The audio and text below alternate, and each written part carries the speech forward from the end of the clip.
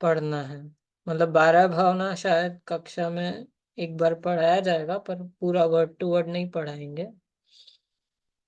और राम कहानी तो पूरा आपको ही पढ़ना होगा।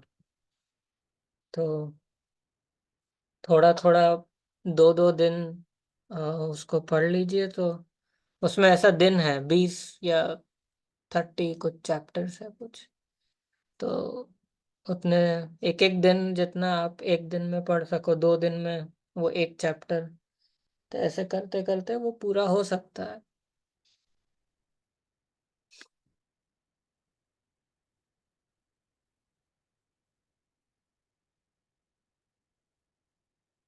ठीक है,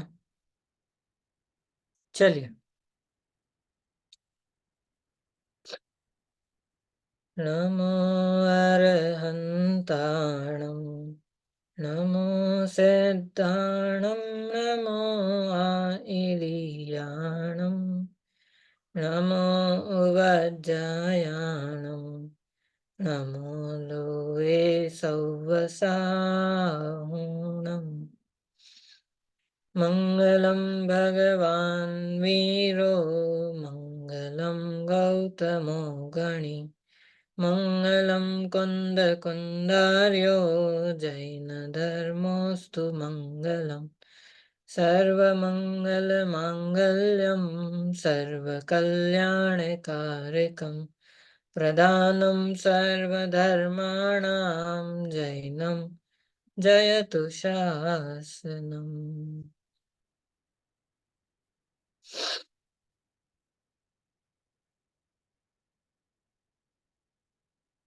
मंगलमय मंगलकरण वीतराग विज्ञान, नमो ताहि जाते भये अरहंतादि महान। करि मंगल करि हो महा, ग्रंथ करन को काज, जाते मिले समाज सब, पावे निज पद राम। दूसरे अधिकार का भी मंगलाचरण पढ़ना है। मिथ्या भाव अभाव ते, जो प्रगटे निज भाव, सो जयवंत रहो सदा, यही मोक्ष उपाय। एक सेकंड। यही मोक्ष उपाय। तो पिछली बार हमने ये दूसरा अधिकार प्रारंभ किया था, और इसका विषय है कि संसार अवस्था का स्वरूप। जीव को अनादिकाल से संसार दशा जो है वो क्या है, क्यों है, कैसी है, उसमें कारण कौन है, और फिर कर्मों की मुख्यता से ही सारी चर्चा है। तो एक एक कर्म के उदय में क्या, कब, कैसा जीव का अवस्था बनती है, तो उसका एक पूरा चित्रण है। और प्रारंभ भी ऐसे ही हुआ था कि संसार रोग है, और जिस प्रकार कोई रोगी को जब कोई रोग हो जाता है तो रोग जनित दुख होता है, तकलीफ होती है, पीड़ा होती है, कष्ट होता है। उसे दूर करने के लिए वो उपाय करता है। जब वो उपाय नहीं चलते हैं तो फिर सोचते कि चलो अब दिखा देते हैं डॉक्टर को, वैद्य को, अपने हिसाब से नहीं हो रहा तो। और फिर जब वैद्य के पास जाते हैं तो सबसे पहले रोग का निदान करते हैं। क्या हो रहा है ये इम्पोर्टेंट नहीं है, क्यों हो रहा है ये ज्यादा इम्पोर्टेंट है। तो ठीक है, जो भी हो रहा होगा वो ठीक है, पर क्यों हो रहा है, यदि ये प्रश्न का उत्तर मिल जाता है उन्हें, तो फिर उसका जो भी उपाय किया जाएगा वो सही दिशा में होगा, और वो सिद्धि भी हो जाएगी कार्य की। सो इतना तो वैद्य का कर्म था।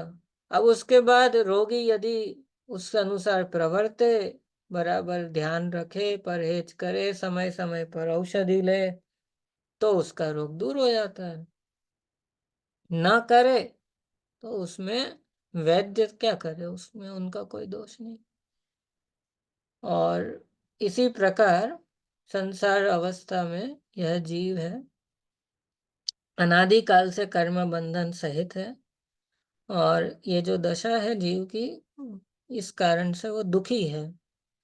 तो दुख दूर करने का जो उसे समझ में आए सो उपाय करता है। कभी दूसरों को देख देख करके सोचता है कि मुझे भी ऐसा करना चाहिए, चलो हम भी ऐसा करते हैं। कभी खुद ही अपनी कल्पनाओं से, कषायों से, इच्छाओं से, मोह से पीड़ा हो करके अपने इच्छा अनुसार प्रवर्तता है। लेकिन फिर उसके बाद कार्य की सिद्धि तो होती नहीं। क्यों? क्योंकि वो दुख का कारण नहीं था जिस जहां हम उपाय कर रहे हो। तो दुख के कारण तो थे मिथ्यात्व आदि, कषाय आदि। तो वहां तो कुछ उपाय किया नहीं। अन्य दूसरे दूसरी चीजों में कुछ उपाय किया तो उससे सिद्धि तो हुई नहीं। तो इसलिए सबसे पहले तो श्री गुरु रोग का निदान करते हैं। माने ये जो दुख हो रहा है ये क्यों हो रहा है, तो उसके कारणों की जब चर्चा करेंगे तो मिथ्या दर्शन, मिथ्या ज्ञान, मिथ्या चारित्र, इनको बहुत विस्तार से बताएंगे कि देखो ऐसा होने पर तुम्हारा ऐसा होता है, ऐसा होने से ऐसा होता है। ये जो दुख है ना, ये मोह के कारण है। कोई संयोग दुखी नहीं करते हैं। वे ही संयोग किसी अन्य के बस द्रव्य के लिए कुछ नहीं है, अनुकूल भी नहीं है, प्रतिकूल भी नहीं है। वे ही संयोग हमारे लिए कभी कभी बहुत अनुकूल, कभी कभी बहुत प्रतिकूल। तो ऐसा क्यों होता है? तो बोले मोह के कारण होता है। ये जो पूरा कर्म जनित अवस्था है, इनमें यदि मोह जीव के विद्यमान है तो ये सारे कर्म बहुत बहुत ज्यादा हानि करते हैं, घात करते हैं। यदि मोह नहीं है या अल्प है तो उतना दुख नहीं होता या होता ही नहीं है। तो इस प्रकार से पहले निदान बतलाया और फिर उपाय बतलाएंगे। और उसके अनुसार जो प्रवर्तेगा तो बोले उसका कल्याण हो जाएगा। इतनी सी कहानी है। और ये सभी जीवों की कहानी है, जो संसार में है उनकी भी, जो संसार से मुक्त हो गए हैं उनकी भी। तो उनका वो भूतकाल है, हमारा वर्तमान है। बस इतना ही अंतर है। जो अरहंत आदिक हैं, ये उनका भूतकाल ऐसा ही था, संसार दशा में थे, हमारे आपके समान ही थे। कोई अलग से जन्मता नहीं है, किसी के पास अलग से कुछ नहीं है स्पेशल। जीव जैसे जैसे भाव करता है तद अनुसार वैसे वैसे परिणामों से बंध आदि होते हैं, गति आदि होती है। और उनके उदय में फिर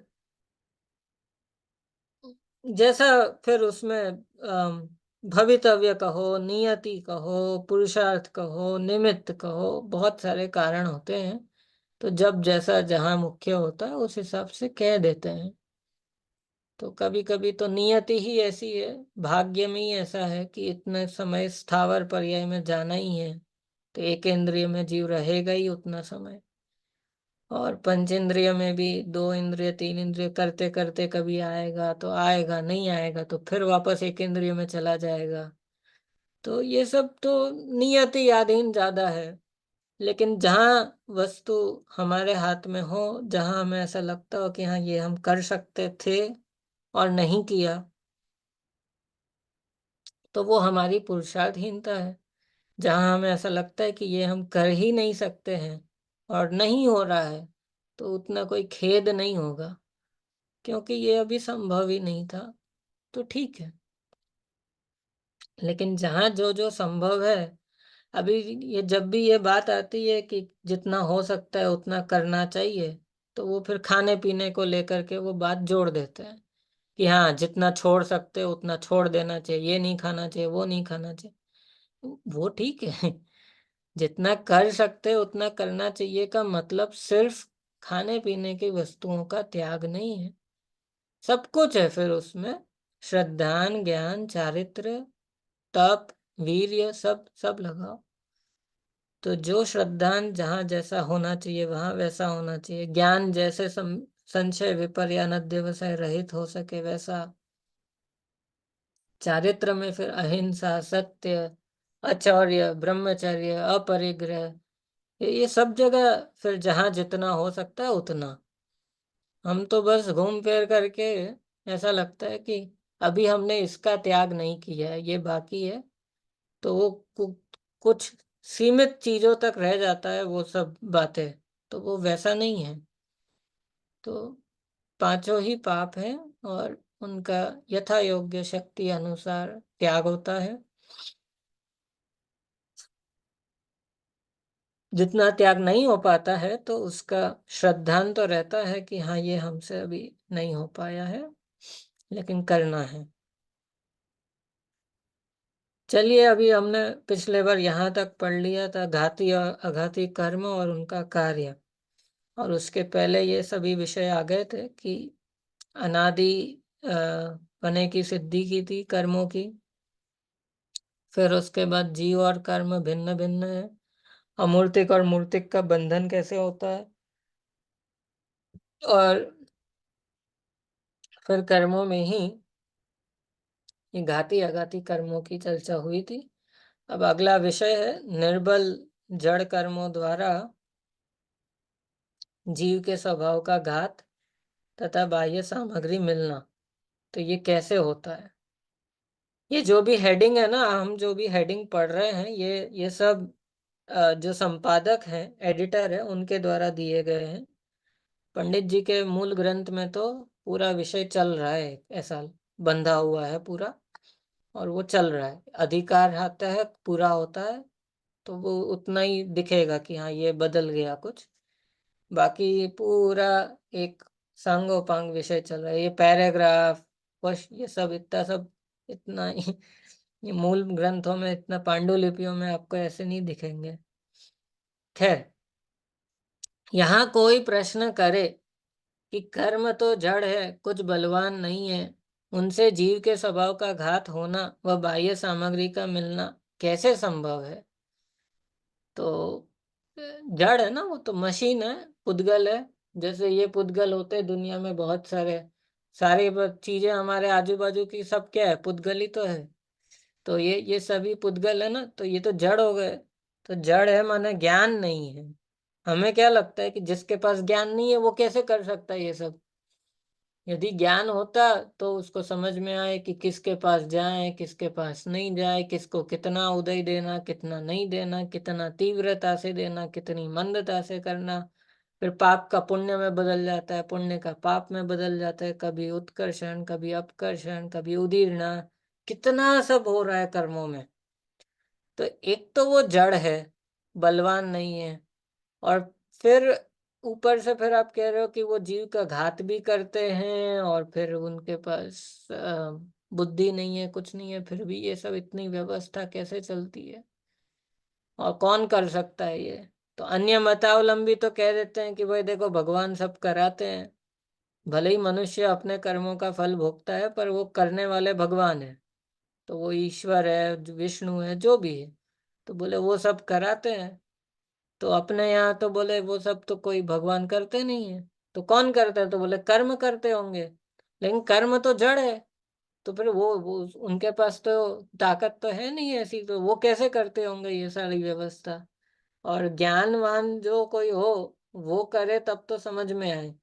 माने इतना सुंदर कोई वस्तु बन गई अगर, और फिर हम आपसे कहें कि ये किसी ने बनाई नहीं है, इतना अच्छा वस्त्र बना दिया, कुछ कोई डिजाइन बना दी, किसी ने कुछ स्वादिष्ट भोजन सामग्री बना दी, किसी ने कुछ अच्छा मकान बना दिया, कभी किसी ने सोने का कुछ हार बना दिया, कुछ बन गया, ठीक है।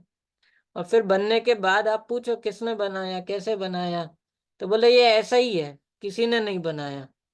तो वो मानने में थोड़ा तकलीफ होती कि ऐसे कैसे बन गया, किसी ने तो बनाया होगा ना। तो ऐसे ही ये पूरे विश्व को देखते हैं जब अन्य मतावलंबी लोग जो ईश्वर को कर्ता मानते हैं, तो वे तो कहते हैं देखो इतनी सुंदर व्यवस्था है सब, तो ऐसे ही थोड़ी बन गई है, किसी ने तो बनाई होगी ना। समय पे बारिश आती है, फिर धूप आती है, फिर ठंड आ जाती है, फिर कभी ये होता है, कभी ये आ रहा है, कभी वो हो रहा है, फिर जमीन में से अनाज उगता है, फिर प्राकृतिक जितनी भी चीजें हो रही है प्रकृति में, जिसको कोई करने वाला नहीं दिखाई देता हो, पर चल तो रही है व्यवस्था। और चल रही है, मनुष्य का शरीर पूरा बन जाता है, सब व्यवस्थाएं बन रही है। तो बोले कौन करता है ये? ऐसा कोई तो करता होगा ना, इतना सब कैसे अपने आप कैसे हो जाता है? जिस प्रकार लोक में कोई भी ऐसी अच्छी चीज हो, तो हम ऐसा इजीली नहीं मान सकते ना कि ये अकृत्रिम है। बनाने वाला ढूंढते हैं, कोई किसी ने तो बनाया होगा। तो ऐसे ही जगत को किसने बनाया? तो अन्य मत में तो बोले भगवान ने किया। और इधर कहते हैं कि भाई देखो सब अपना अपना करते हैं, कोई किसी का करता नहीं है। तो बोले अपना अपना करते तो भी ये कर्म तो है ना। तो वो भी बोले जड़ है वो तो वो कैसे करते हैं? तो देखो उत्तर, यदि कर्म स्वयं कर्ता होकर उद्यम से जीव के स्वभाव का घात करे, बाह्य सामग्री को मिलावे, तब तो कर्म के चेतनपना भी चाहिए और बलवानपना भी चाहिए। दो बातें हैं। जड़ है ना, तो जड़ है, लेकिन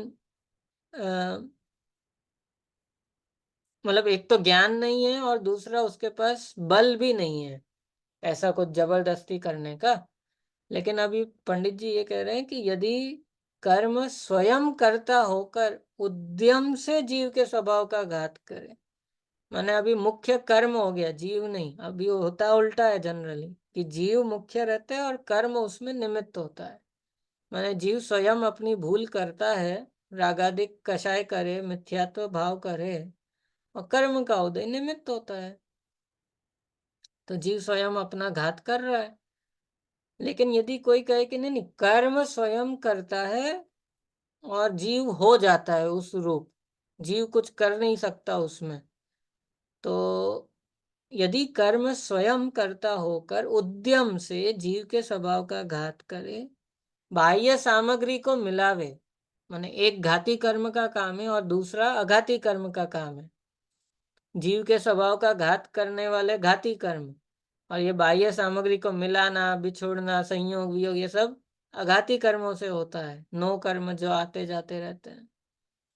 तो फिर बोले तब तो कर्म के चेतनपना भी चाहिए और बलवानपना भी चाहिए, क्योंकि फिर तो डिसाइड करना होगा ना, कब जाना, कब आना, कब तीव्र, कब मंद, कब पाप, कब पुण्य।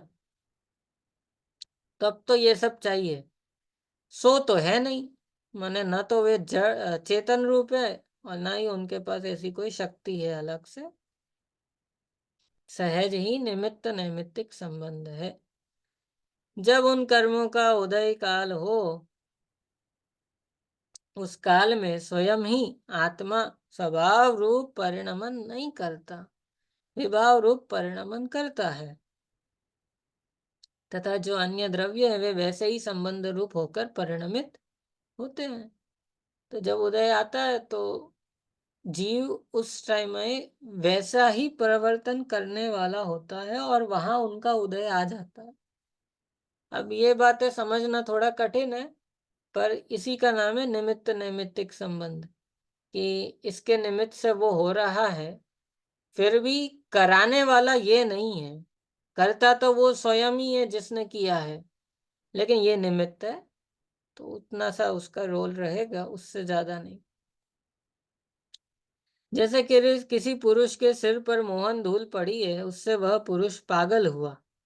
ये ऐसा कुछ आता होगा, जो पाउडर जैसा कुछ ऐसा कि डाल दिया हो तो उससे वो उसका दिमाग काम नहीं करता है, फिर वो पागल जैसा हो जाता है। तो मोहन धूल पड़ी हो, उससे वह पुरुष पागल हुआ। वहां उस मोहन धूल को तो ज्ञान भी नहीं था और बलवानपना भी नहीं, लेकिन केमिकल होते हैं ना कुछ ऐसे, तो वो उससे वैसा काम हो जाता है, वो पुद्गल पुद्गल का।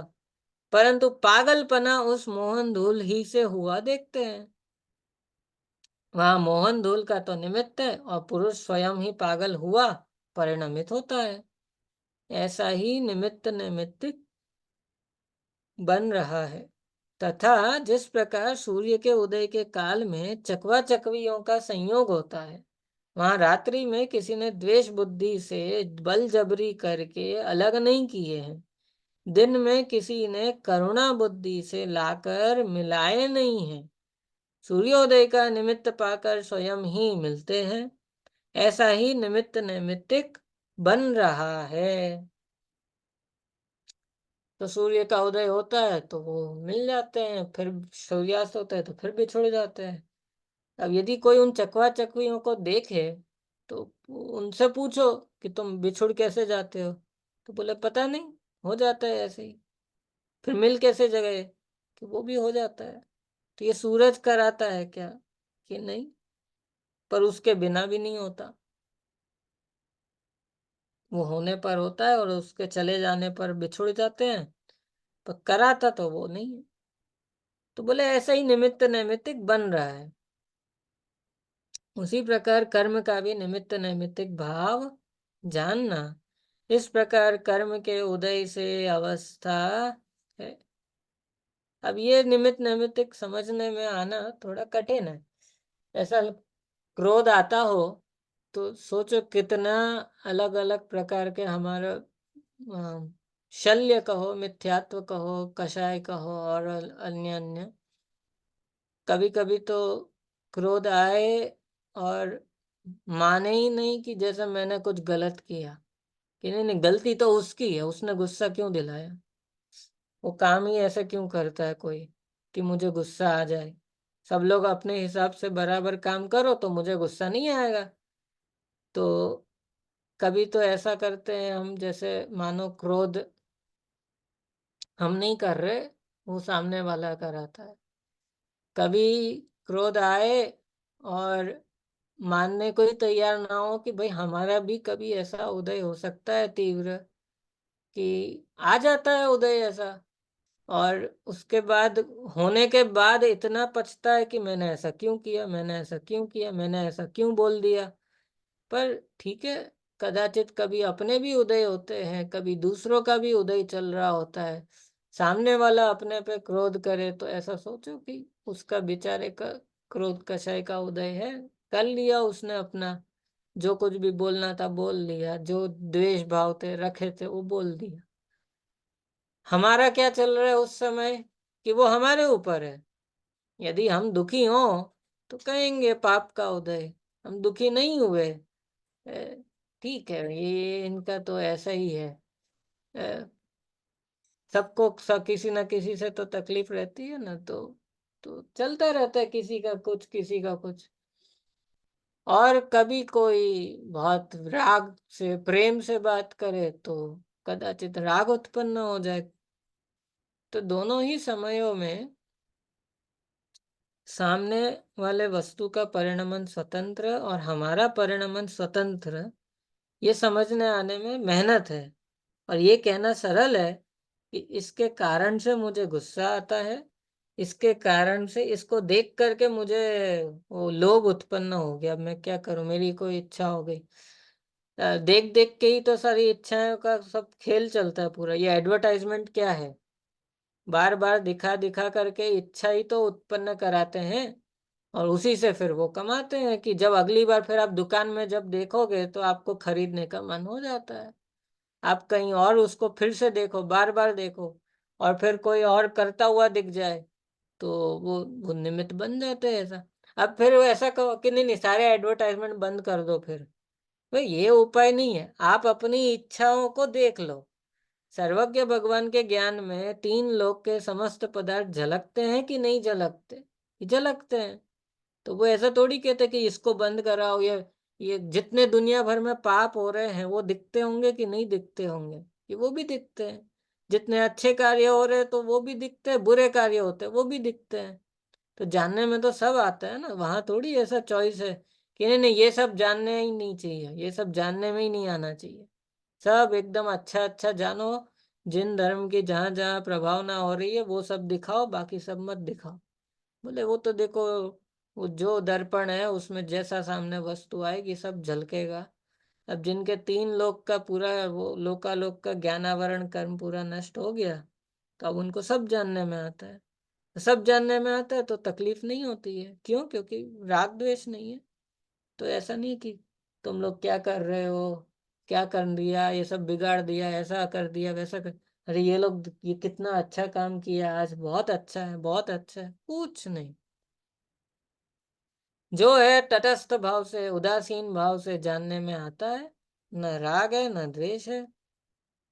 आज भी भगवान महावीर का जो जीव है सिद्धालय में विराजमान है, केवल ज्ञान में सब जानने में आ। अब भी बैठे बैठे, वहां बैठे बैठे भी उनके ज्ञान में आ रहा है कि कौन जीव क्या कर रहा है, किधर है, कहाँ जाएगा, कहाँ से आया है, किसके कैसे परिणाम हो रहे हैं, आज सुबह क्या थे, दोपहर को क्या है, शाम को क्या हो जाएगा, सब जानने में आ रहा है। अब भी वहां वर्तमान में उस समय वहां बैठे बैठे सब जानने में, सीमंदर स्वामी के ज्ञान में सब जानने में आ रहा है। लेकिन फिर भी तकलीफ नहीं होती, कोई दिक्कत नहीं है। तो कर्म का उदय समझना बहुत मेहनत का काम है। अभी तो हम उदय को समझ ही नहीं पाते, हमें तो ऐसा लगता ही नहीं है कि ये कुछ है। तुरंत पराधीनता से, इंद्रियाधीन ज्ञान होने से तुरंत दृष्टि पर पे जाती। देखा, मैंने कहा था ना, मेरा सुना क्यों नहीं, ऐसा होना चाहिए, ऐसा नहीं होना चाहिए, इसने ऐसा कर दिया, उसने ऐसा कर दिया। कितने कर्ता बुद्धि के संकल्प विकल्प होते हैं कि क्षण मात्र के लिए भी तत्व विचार ये नहीं आता कि जिसके उदय में जितना भाग्य प्रमाण, उदय प्रमाण होगा, उसको उतना मिलेगा। अभी देशना नहीं खिरनी थी तो 66 दिन तक नहीं खिरी। क्यों? अभी वहां बैठे बैठे अब सोचो, 66 दिन रोज जाओ आप मंदिर, और जो वक्ता हो वो कुछ ना बोले, एक शब्द ना बोले, तो रोज सब लोग पूछेंगे ना, भाई क्या हो रहा है, कहाँ दिक्कत है, क्या तकलीफ है, क्या तकलीफ है, कुछ तो करो, कुछ तो करो, कुछ तो करो। अब उन्हीं में एक दो सम्यक दृष्टि भी होते हैं, वो कोई दिक्कत नहीं है। जब वाणी खिलने की होगी तभी खिलेगी, ना पहले खिलेगी ना बाद में। और वो खिलेगी तो खिलेगी, तीर्थंकर है, बिना वाणी खिले तो निर्वाण होगा नहीं। तो खिलेगी, अब अपना समय आने दो, जब आएगी तब आएगी। कहने का मतलब ये है कि ये निमित्त नैमित्तिक संबंध है ऐसे, और हमारा एक एक वस्तु के साथ जो भी संबंध है वो कर्म के थ्रू है। जो कुछ भी हो रहा है हमारे साथ सब कर्माधीन है, बहुत कुछ है। तो अभी उदय की व्यवस्था समझनी होगी, अपनी भी और दूसरों की भी। सामने वाले जीव के साथ भी आज जो जो हो रहा है वो उसके कर्म के उदय अधीन है। उसमें हमने कुछ नहीं किया, भला किया तो भी उसका और बुरा हुआ तो भी उसका, उसमें हमारे हाथ में नहीं है। और ऐसे ही स्वयं के साथ भी जो हो रहा है, उसमें भी भला हो बुरा हो या न्यूट्रल हो, कुछ भी नहीं होगा विशेष, तो भी स्वयं अपने अपने उदयाधीन है। कोई जबरदस्ती कुछ नहीं कराता। तो ऐसा निमित्त नैमित्तिक भाव है, और वो बन रहा है, उसमें कुछ नया आश्चर्य जैसा नहीं है। अब आगे देखो, नवीन बंध विचार। वहां नवीन बंध कैसे होता है सो कहते, देखो एक तो हो गया अनादिपने की सिद्धि। तो अनादि से तो जो है सो तो है, उसमें तो कुछ नया नहीं हो रहा। लेकिन अब जो नया नया हो रहा है वो कैसे होता है, अब ये अलग प्रकरण है। हाँ, एक तो पहले वो अनादिपने की बात थी, और फिर उसमें जीव और कर्म भिन्न भिन्न है, और फिर बंधन कैसे है, और निर्बल है कर्म तो जीव का घात कैसे होता है, इत्यादि सब हो गया। और फिर अभी ये अलग है। अब ये नया जो बंद हो रहा है वो किस कारण से होता है सो बताते, बहुत इंटरेस्टिंग प्रकरण है। अगर समझ में आ जाए तो आनंद आएगा। देखो, वहां नवीन बंध कैसे होता है सो कहते हैं, जैसे सूर्य का प्रकाश है, सो मेघ पटल से जितना व्यक्त नहीं है उतने का तो उस काल में अभाव है, तथा उस मेघ पटल के मंद पने से जितना प्रकाश प्रकट है वह उस सूर्य के स्वभाव का अंश है, मेघ पटल जनित नहीं है। उसी प्रकार जीव का ज्ञान दर्शन वीर्य स्वभाव है, वह ज्ञानावरण दर्शनावरण अंतराय के निमित्त से जितना व्यक्त नहीं है उतने का तो उस काल में अभाव है, तथा उन कर्मों के क्षयोपशम से जितने ज्ञान दर्शन वीर्य प्रकट है वह उस जीव के स्वभाव का अंश ही है और कर्म जनित औपाधिक भाव नहीं है। सो ऐसे स्वभाव के अंश का अनादि से लेकर कभी अभाव नहीं होता है। इसी के द्वारा जीव के जीवत्व पने का निश्चय किया जाता है कि यह देखने जानने वाली शक्ति को धरती हुई वस्तु है, वही आत्मा है। देखो, जैसे सूर्य का प्रकाश है, सो मेघ पटल से जितना व्यक्त नहीं है, सूर्य तो है ही, ठीक है, पर बादल आ जाए तो कुछ भाग उसका व्यक्त नहीं हो पा रहा है, तो बादल आ जाते तो दिन में भी अंधेरा जैसा हो जाता है, थोड़ा सा सांझ जैसा। फिर तो जितना व्यक्त नहीं हो पा रहा है, जितने उसकी किरणें हमारे तक आ ही नहीं पा रही है, इसलिए तो थोड़ा अंधेरा जैसा लगने लगता है ना। तो बोले उतने का तो बोलो चलो अभाव मान लो। फिर उस मेघ पटल के मंद पने से जितना प्रकाश प्रकट है, वो बादल भी घने होते हैं, कभी मंद पतले मंद होते हैं। तो अगर घने बादल है तो ज्यादा अंधकार होगा, थोड़े फैले हुए हैं, ज्यादा घने नहीं है, तो उतना प्रकाश थोड़ा तो रहेगा। तो जितना भी प्रकाश आ रहा है, बोले वो तो सूर्य के स्वभाव का अंश है। जितना ढक गया, बोले उतना अभाव हो गया। और जितना प्रकट है, प्रकाश है, वो स्वभाव का अंश है, वो मेघ पटल जनित नहीं है, वो बादलों ने नहीं किया उसमें कुछ। तो उसी प्रकार जीव का ज्ञान दर्शन वीर्य स्वभाव है, केवल ज्ञान शक्ति है, मतलब हो सकता है। स्वभाव तो है ज्ञान दर्शन वीर्य। और उन कर्मों के क्षयोपशम से नहीं, ज्ञान दर्शन वीर्य स्वभाव है, वह ज्ञानावरण दर्शनावरण अंतराय के निमित्त से जितना व्यक्त नहीं है। माने आज हमारे पास अवधि ज्ञान मना परिय ज्ञान और केवल ज्ञान, ये सब नहीं है, तो हम कई चीजों को नहीं जान पाते हैं। तो उतना तो आवरण है, तो उतना तो ज्ञान है नहीं अपने पास, ठीक है। हमारा उतना ज्ञान ढका हुआ है, दर्शन भी और वीर्य भी। और फिर ज्ञानावरण दर्शनावरण और अंतराय के निमित्त से जितना व्यक्त नहीं, उतने का तो अभाव, तथा उन कर्मों के क्षयोपशम से। अब वो जो उदय होता है, उसमें तो वो ढका रह गया उतना, पर उन्हीं में क्षयोपशम भी रहता है।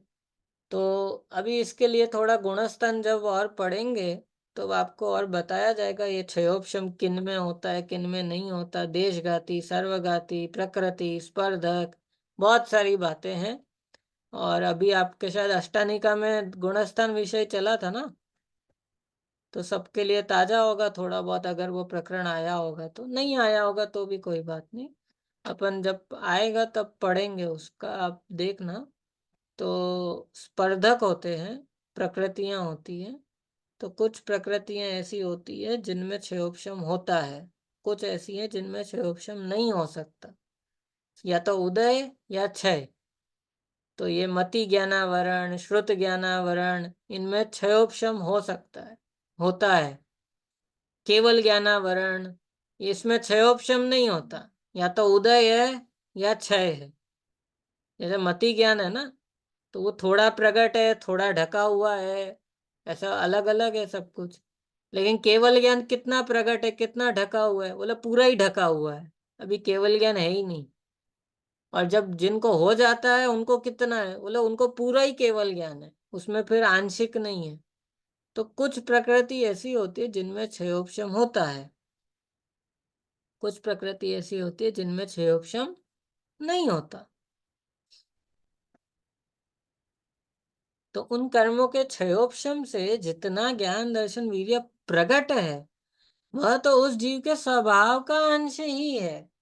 माने आज हमारा ज्ञान से जितना हम जान पा रहे हैं, ये हमारे जानने की शक्ति है, इसलिए जान पा रहे हैं ना। बिना शक्ति के कैसे जानते? और वो जो शक्ति है वो तो स्वभाव का अंश है, वो कर्म जनित औपाधिक भाव नहीं है। मैंने भले ही हम इंद्रियों से जानते हो, लेकिन जाना तो ज्ञान ने, इंद्रियां तो माध्यम थी। जानने वाला कौन? तो बोले ज्ञान। और वो जितना भी जाने, उतना स्वभाव का अंश है। वो उसमें कर्मों का कुछ नहीं है, वो औपाधिक भाव नहीं है। तो ऐसे स्वभाव के अंश का अनादि से लेकर कभी अभाव नहीं होता। किसी ही के द्वारा जीव के जीवत्व पने का निश्चय किया जाता है। यह देखने जानने वाली शक्ति को धरती हुई वस्तु है, वही आत्मा है। तो इससे यह निर्णय होता है कि देखने जानने वाला जो है सो मैं। क्यों? क्योंकि ये स्वभाव का अंश है। जो जो स्वभाव का अंश है वो मैं हूँ, वो मेरा है। और जो मेरे स्वभाव रूप नहीं है, विभाव रूप है, वो मेरा अंश नहीं है। मैंने उसको भले ही मेरे अस्तित्व में हो रहा हो, पर वो मेरा स्वभाव नहीं है। तो वो रागादिक हो गए। और फिर शरीरादिक तो बहुत ही दूर हो गया। लेकिन तकलीफ ये है कि शरीर और अन्य जितने परिग्रह हैं, यही उतने ज्यादा हमें नजदीक लगते हैं। जो बहुत दूर है आत्मा से, ये नजदीक लगता है। ऐसा लगता है यही मैं हूँ, यही मेरा है सब कुछ। ये सब चला गया तो फिर मेरे पास बचेगा क्या? इतनी मेहनत से व्यक्ति अपने लिए एक घर बनाए, और बनाए या खरीदे, अभी मुंबई में तो बनाते नहीं है लोग, पर खरीदते हैं जैसे, और फिर वो चला जाए अगर, तो कैसा लगे? इतनी मेहनत से एक एक रुपया जोड़ जोड़ के सब किया, लोन लेकर के करता है, कोई कैसे करे, कोई कुछ करे, और उन संयोगों का वियोग हो गया है। वो मुंबई में तो कितना ही होता है, बिल्डिंग रीडेवलपमेंट में जाते हैं, फिर पूरे ही नहीं होते।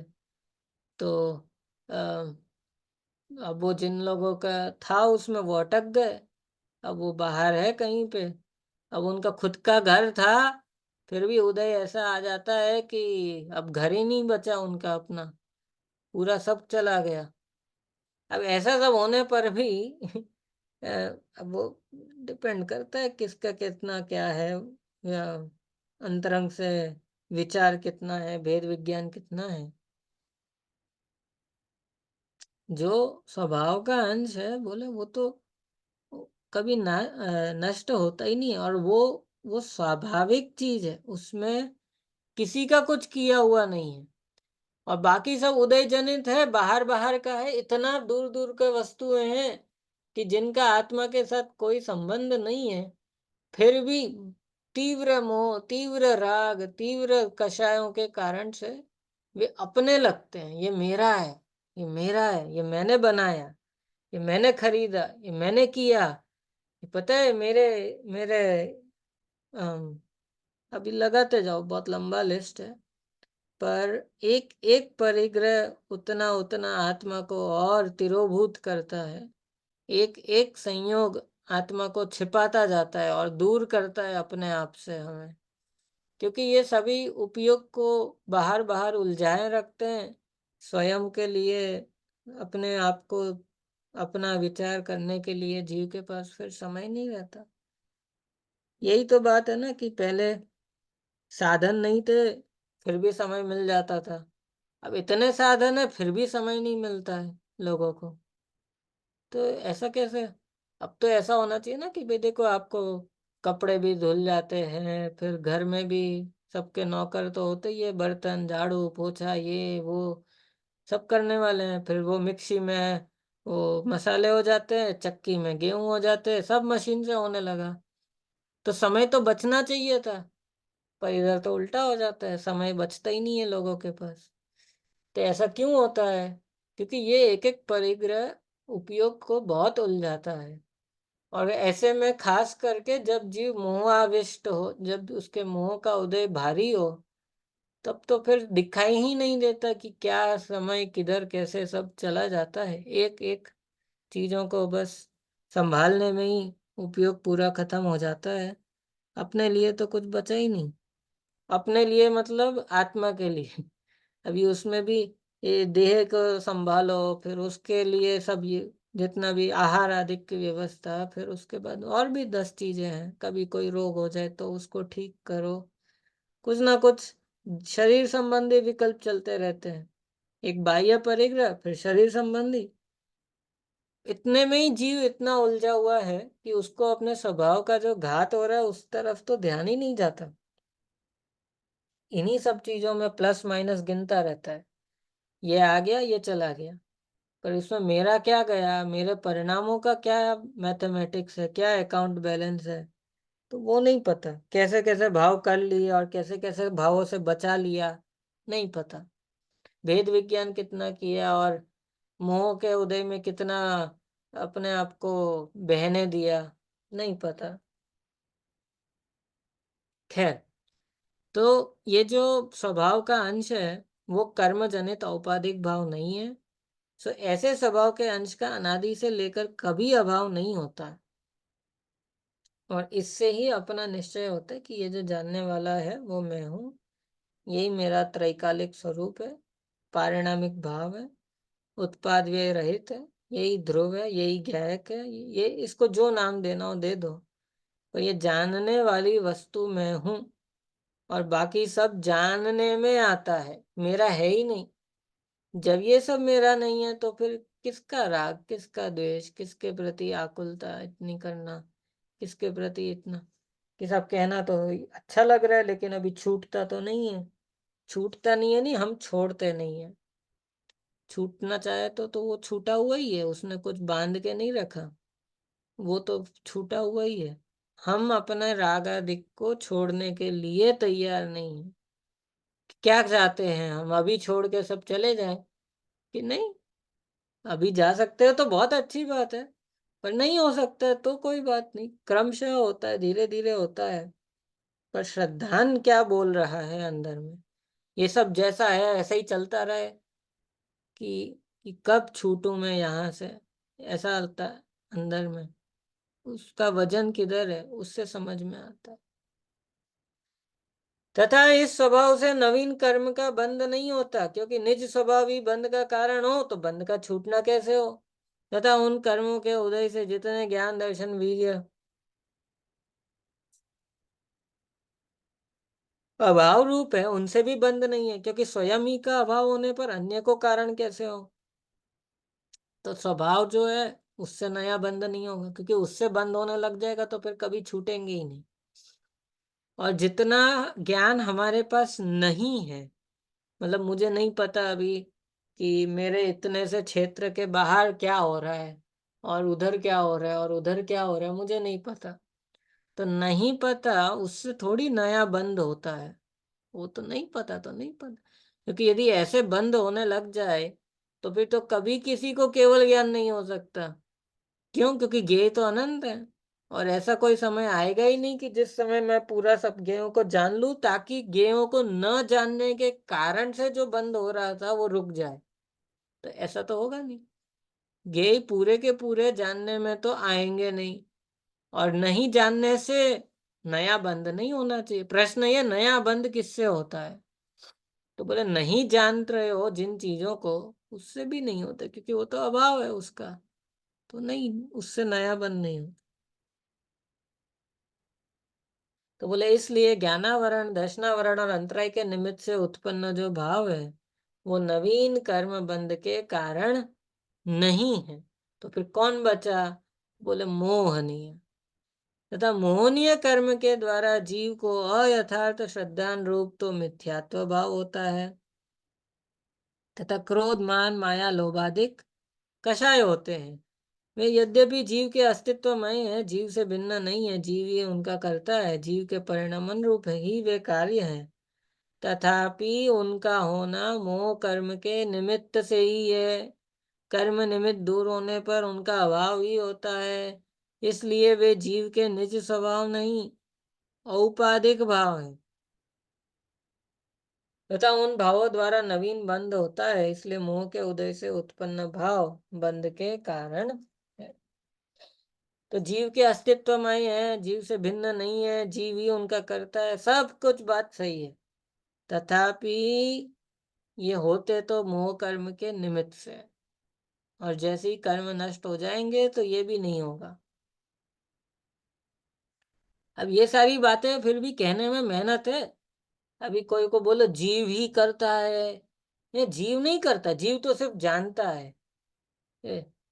अभी जैसे लिखा है ना कि जीव करता करता है और जीव ही करता है। ही लगाने में तो ऐसा लगेगा कि ये भाई ऐसे कैसे कह रहे हो, जीव ही करता है। वो तो जीव नहीं करता, जीव तो बस जानता मात्र है। जीव थोड़ी इनको करता है राग आदि का। पर ऐसा नहीं है। कहीं कहीं जरूरत पड़ने पर उसको वजन दे करके राग आदि का करता है जीव ही है। बोले ऐसा कहो, नहीं तो फिर ऐसा भिन्न कर देंगे तो कि ऐसा लगेगा ही नहीं कि जैसे ये मैंने किया है। तो लगेगा नहीं, जब तक मैंने किया है तो मैं दूर क्यों करूं। जब मेरी भूल नहीं है तो मैं क्यों सुधारूं। मुझे कोई तकलीफ ही नहीं है तो मेरे को उपाय करने की जरूरत क्या है। जब ये संसार रोग मेरा नहीं है तो मुक्ति मुझे क्यों चाहिए। फिर तो सारी व्यवस्था बिगड़ जाती है ना। इसलिए ये रोग जो है ये भी है, रागादिक भी है, और मैं ही करता हूँ।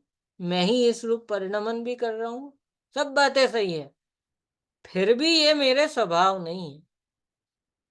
ये मोह कर्म उदय जनित भाव है। अकेला आत्मा नहीं कर सकता इनको। इसमें कर्म का उदय होता है और तब ये होते हैं। कि तो फिर कराया तो कर्म नहीं कि नहीं, कर्म ने कराया नहीं है, जीव ने किया है। और कर्म का उदय निमित्त। तो लेकिन बात तो वही हो गई कि नहीं, वो समझ में नहीं आएगा ऐसे, पर वो ऐसे ही है। और इसी का नाम निमित्त नैमित्तिक संबंध है। फिर देखो आगे।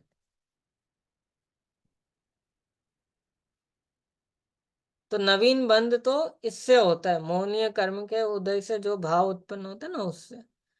और बचे चार अघाती कर्म, तो बोले उनसे भी नया बंध तो नहीं होता, पर उनमें भी जो मोह मोह आदिक होता है ना उससे होता है। देखो, तथा आघाती कर्मों के उदय से बाह्य सामग्री मिलती है। उसमें शरीर आदिक तो जीव के प्रदेशों से एक क्षेत्रावगाही होकर एक बंधन रूप होते हैं। और धन कुटुंब आदिक आत्मा से भिन्न रूप है।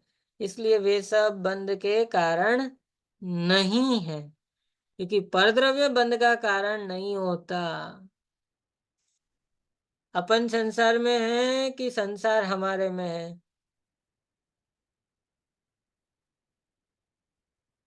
जब भी कोई त्यागी व्रति को मिलो, कोई विद्वानों से मिलो, अथवा कोई निवृत्त व्यक्ति हो, कोई साधु हो, कोई धर्मात्मा हो, कोई आर्य का हो, कोई ऐलक हो, छुल कोई त्यागी व्रति हो कोई है, उनसे मिलो तो अब उसमें भी कोई कोई नया नया हो जीव और दीक्षा अधिक हो जाती हो और कदाचित तत्व ज्ञान ना भी हुआ हो, तो कदाचित वे भी ऐसा कह सकते हैं कि तुम तो संसार में हो, हम लोग तो संसार से छूट गए। पर मान लो कोई कोई सम्यक दृष्टि ज्ञानी धर्मात्मा जीव है, त्यागी है, व्रती है, उन्हें देख करके, उनकी जीवनचर्या को देख करके हमें क्या भाव आता है कि ये संसार से छूट गए, इनके तो कोई संसार नहीं है। क्या देख करके लगता है। और हम अपने आप को संसार में हैं ये क्या देख करके मानते हैं। तो पंडित यहाँ तो कह रहे कि देखो, अघाती कर्म तो बाह्य सामग्री मिलती है। तो आज कोई के पास बाह्य सामग्री नहीं है, मतलब उनने छोड़ी, और हमारे पास इतनी सारी है, माने हमने रखी हुई है। तो बोले वो तो अघाती कर्म का काम है, उसमें कोई फर्क नहीं पड़ रहा। पर प्रश्न ये है कि ये हमने रखी है और उनने छोड़ी है, ये बात किस आधार पे कही। इस आधार पे कि उनने राग छोड़ दिया और हमने राग बढ़ाया। छोड़ा तो नहीं, और बढ़ा दिया।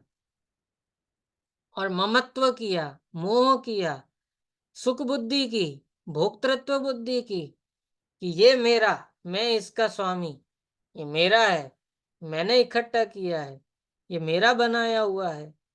अरे, पाप के कार्यों में नहीं तो धर्म के कार्यों में करेगा। मंदिर बनाएगा फिर कहेगा मैंने मंदिर बनाया, तो उधर भी कर्ता बुद्धि तो हो गई ना। कुंद कुंद आचार्य लिखते हैं समयसार ग्रंथ में कि तुम श्रमण होकर के जब छह काय के जीवों की रक्षा करते हो और फिर कहते हो कि इन जीवों को हमने बचाया, तो बोले तुम कहते हो कि इन जीवों को मैंने बचाया, और अन्य मत वाले कहते हैं कि ये विष्णु ने जगत को बनाया। तो हमें तो दोनों में कोई अंतर नहीं दिखता। क्योंकि वे भी कर्तावादी हो गए और तुमने भी कर्तावादी तो रखा ना कि मैंने इसका जीवन बचाया, मैंने इसको अभय दान दिया, मैंने इसके प्राण बचाए, इन जीवों की रक्षा मैंने की। ये हमने नहीं की। हम अपने परिणामों में प्रमाद को हटाएंगे, उससे जीवों की रक्षा अपने आप हो जाएगी। सावधान रहो, तो जीवों की रक्षा तो होनी ही थी। अब फिर भी कोई जीव की अगर उसमें घात हो जाता है तो पाप नहीं लगता। क्यों? क्योंकि वे तो ईर्ष्या समिति पूर्वक चल रहे थे, ऐष्णा समिति से आहार हो रहा था। तभी कोई उसमें प्रमाद नहीं आया, अंतराय आया तो छोड़ दिया, लेकिन आसक्ति नहीं की कभी, तो कोई दिक्कत नहीं है। तो वीतराग भाव से चल रहा है। तो यह अघाती कर्म के उदय से तो सब बाह्य सामग्री मिलती है। शरीर आदि तो जीव के प्रदेशों से एक क्षेत्र अवगाही होकर एक बंधन रूप होते हैं, और धन कुटुंब आदिक आत्मा से भिन्न रूप है, इसलिए वे सब बंध के कारण नहीं है। उसमें देखो शरीर और जीव का तो देखो एक क्षेत्र अवगाह है, संबंध है, लेकिन फिर भी ये नया बंध नहीं कराता। शरीर तो अरहंतों के भी है, तो नया बंध नहीं कराता। धन कुटुंबादिक आत्मा से भिन्न रूप है, ये तो बहुत ही दूर दूर की वस्तुएं हैं बाकी सब। तो बोले ये सब भी बंध के कारण नहीं है। आपको समझ में है? बंध का कारण का मतलब मेरे दुख का कारण। बंध माने क्या? कि वो संसार, वो प्रश्न यहाँ से शुरू हुआ ना कि संसार रोग है मुझे, ये संसार मेरा रोग है। अब ये संसार क्यों हो रहा है? तो बोले कर्म जनित है। कर्म क्यों बंध है? तो प्रश्न ये चल रहा है कि नया कर्मों का बंध क्यों हुआ? तो बोले इसने कराया, उसने कराया, इसने कराया कि नहीं? मैंने किया, मेरा राग, मैंने मोह किया, मैंने मिथ्यात्व किया, सेवन और मिथ्यात्व को बढ़ाने वाले वस्तुओं को और अनुमोदना की, उनकी संगति की, उनका समागम किया, उन जैसे लोगों का और अनुमोदना की, अनायतनों का सेवन किया, तो इससे फिर और बढ़ गया वो। तो इसलिए मुझे भ्रम से ऐसा लग रहा है कि ये जब जब मैं पैसे को देखूं तो मुझे राग उत्पन्न होता है। जब जब मैं सोना चांदी कपड़े, जो जो भी भोग सामग्री और है, स्वादिष्ट व्यंजन हो, इनको देखूं तो मुझे खाने का भाव आता है, इसको देखूं तो पहनने का भाव आता है, इसको देखूं तो छूने का भाव आता है, इसको देखूं तो चखने का भाव आता है। ये सारी इच्छाएं मेरी की हुई है। ये इच्छाएं सबको नहीं होती है। 2 वर्ष 4 वर्ष के बालक को सब प्रकार की इच्छा नहीं होती है। कई चीजें तो हम सिखाते हैं, और कई चीजें तो कुछ नहीं है, बस एक जिज्ञासा होती है। लेकिन उसके बाद इच्छा करना, जिद करना, ये तो सब हम सिखाते हैं फिर।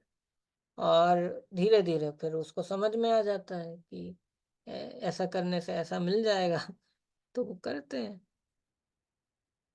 आघाती कर्मों का बहुत घनिष्ठता के साथ उनका साथ हो जाती है, तो इस कारण से ऐसा लगता नहीं है कि जैसे ये भिन्न है। तो ये धन कुटुंब आदि हैं या फिर शरीर हो गए, ये सब नए नए बंध का कारण नहीं है। इस क्योंकि परद्रव्य बंध का कारण होता ही नहीं है। उनमें आत्मा को ममत्व आदि रूप मिथ्यात्व आदि भाव होते हैं, वही बंध का कारण जानना। इसलिए मुझे यदि धर्म करना है तो मैं क्या करूं? कि बाहर की चीजें कम ज्यादा करना, प्लस माइनस करना हो या फिर बदलना हो, ये सब अभी नहीं होगा। पहले अपने परिणामों को टटोलो, पहले अपना ग्राफ देख लो, वहां से स्टार्ट करना है। और वो करेंगे तो बाहर ऑटोमेटिकली सब आता जाएगा। अब वो ऑटोमेटिक इसीलिए है क्योंकि वही वाला प्रश्न कि अभी थोड़ी देर पहले जैसे कि किसी ने संसार का त्याग कर दिया, तो त्याग कर दिया मतलब अपने राग को छोड़ दिया। राग था, उसको छोड़ दिया, तो बाकी सब तो छूट ही गया। अब फिर हम इधर क्यों रहें? जब हमें राग ही नहीं है किसी से, तो घर में क्यों रहना? फिर तो जो आज्ञा है, जैसी विधि है, उस अनुसार रहेंगे। और वो विधि क्यों है सही? क्योंकि वो केवली प्रमाणित है ना, आगम प्रमाण है वो, कि भाई जैसे जैसे विरक्तता बढ़ती है तो प्रतिमा बढ़ाओ, धीरे धीरे परिग्रह छोड़ो, और एक अवस्था आएगी कि जब पूरे निर्ग्रंथ हो जाते हैं, कुछ भी नहीं रखते, तो उसकी भी जरूरत नहीं लगती, इसलिए नहीं रखते। जरूरत क्यों नहीं लगती है? क्योंकि उतना अब राग ही नहीं बचा शरीर के लिए कि इस शरीर को ढकने के लिए कपड़ा चाहिए, या फिर इसके भोजन के लिए कुछ व्यवस्था करो, या रहने के लिए कुछ करो, कुछ नहीं। यथाजात नग्न दिगंबर रूप आ जाता है, और वो क्रम तो यही है। अपने परिणामों में मिथ्यात्व कषाय आदि बहुत अंदर अंदर भेद विज्ञान कर करके इनको जीत लिया, तो अब फिर बाह्य में इन आघाती कर्मों के उदय जनित सामग्री की जरूरत नहीं दिखाई देती। फिर देखो, अब ये नवीन बंध में ही किससे कौन सा बंध होता है, तो बंध में चार भेद है: प्रकृति, प्रदेश, स्थिति, अनुभाग। कौन कौन से? प्रकृति, प्रदेश, स्थिति, अनुभाग। फिर से, प्रकृति, प्रदेश, स्थिति, अनुभाग। तो उसमें देखो आगे, तथा इतना जानना कि नाम कर्म के उदय से शरीर, वचन और मन उत्पन्न होते हैं। उनकी चेष्टा के निमित्त से आत्मा के प्रदेशों का चंचलपना होता है। उससे आत्मा को पुद्गल वर्गणा से एक बंधन होने की शक्ति होती है, उसका नाम योग है।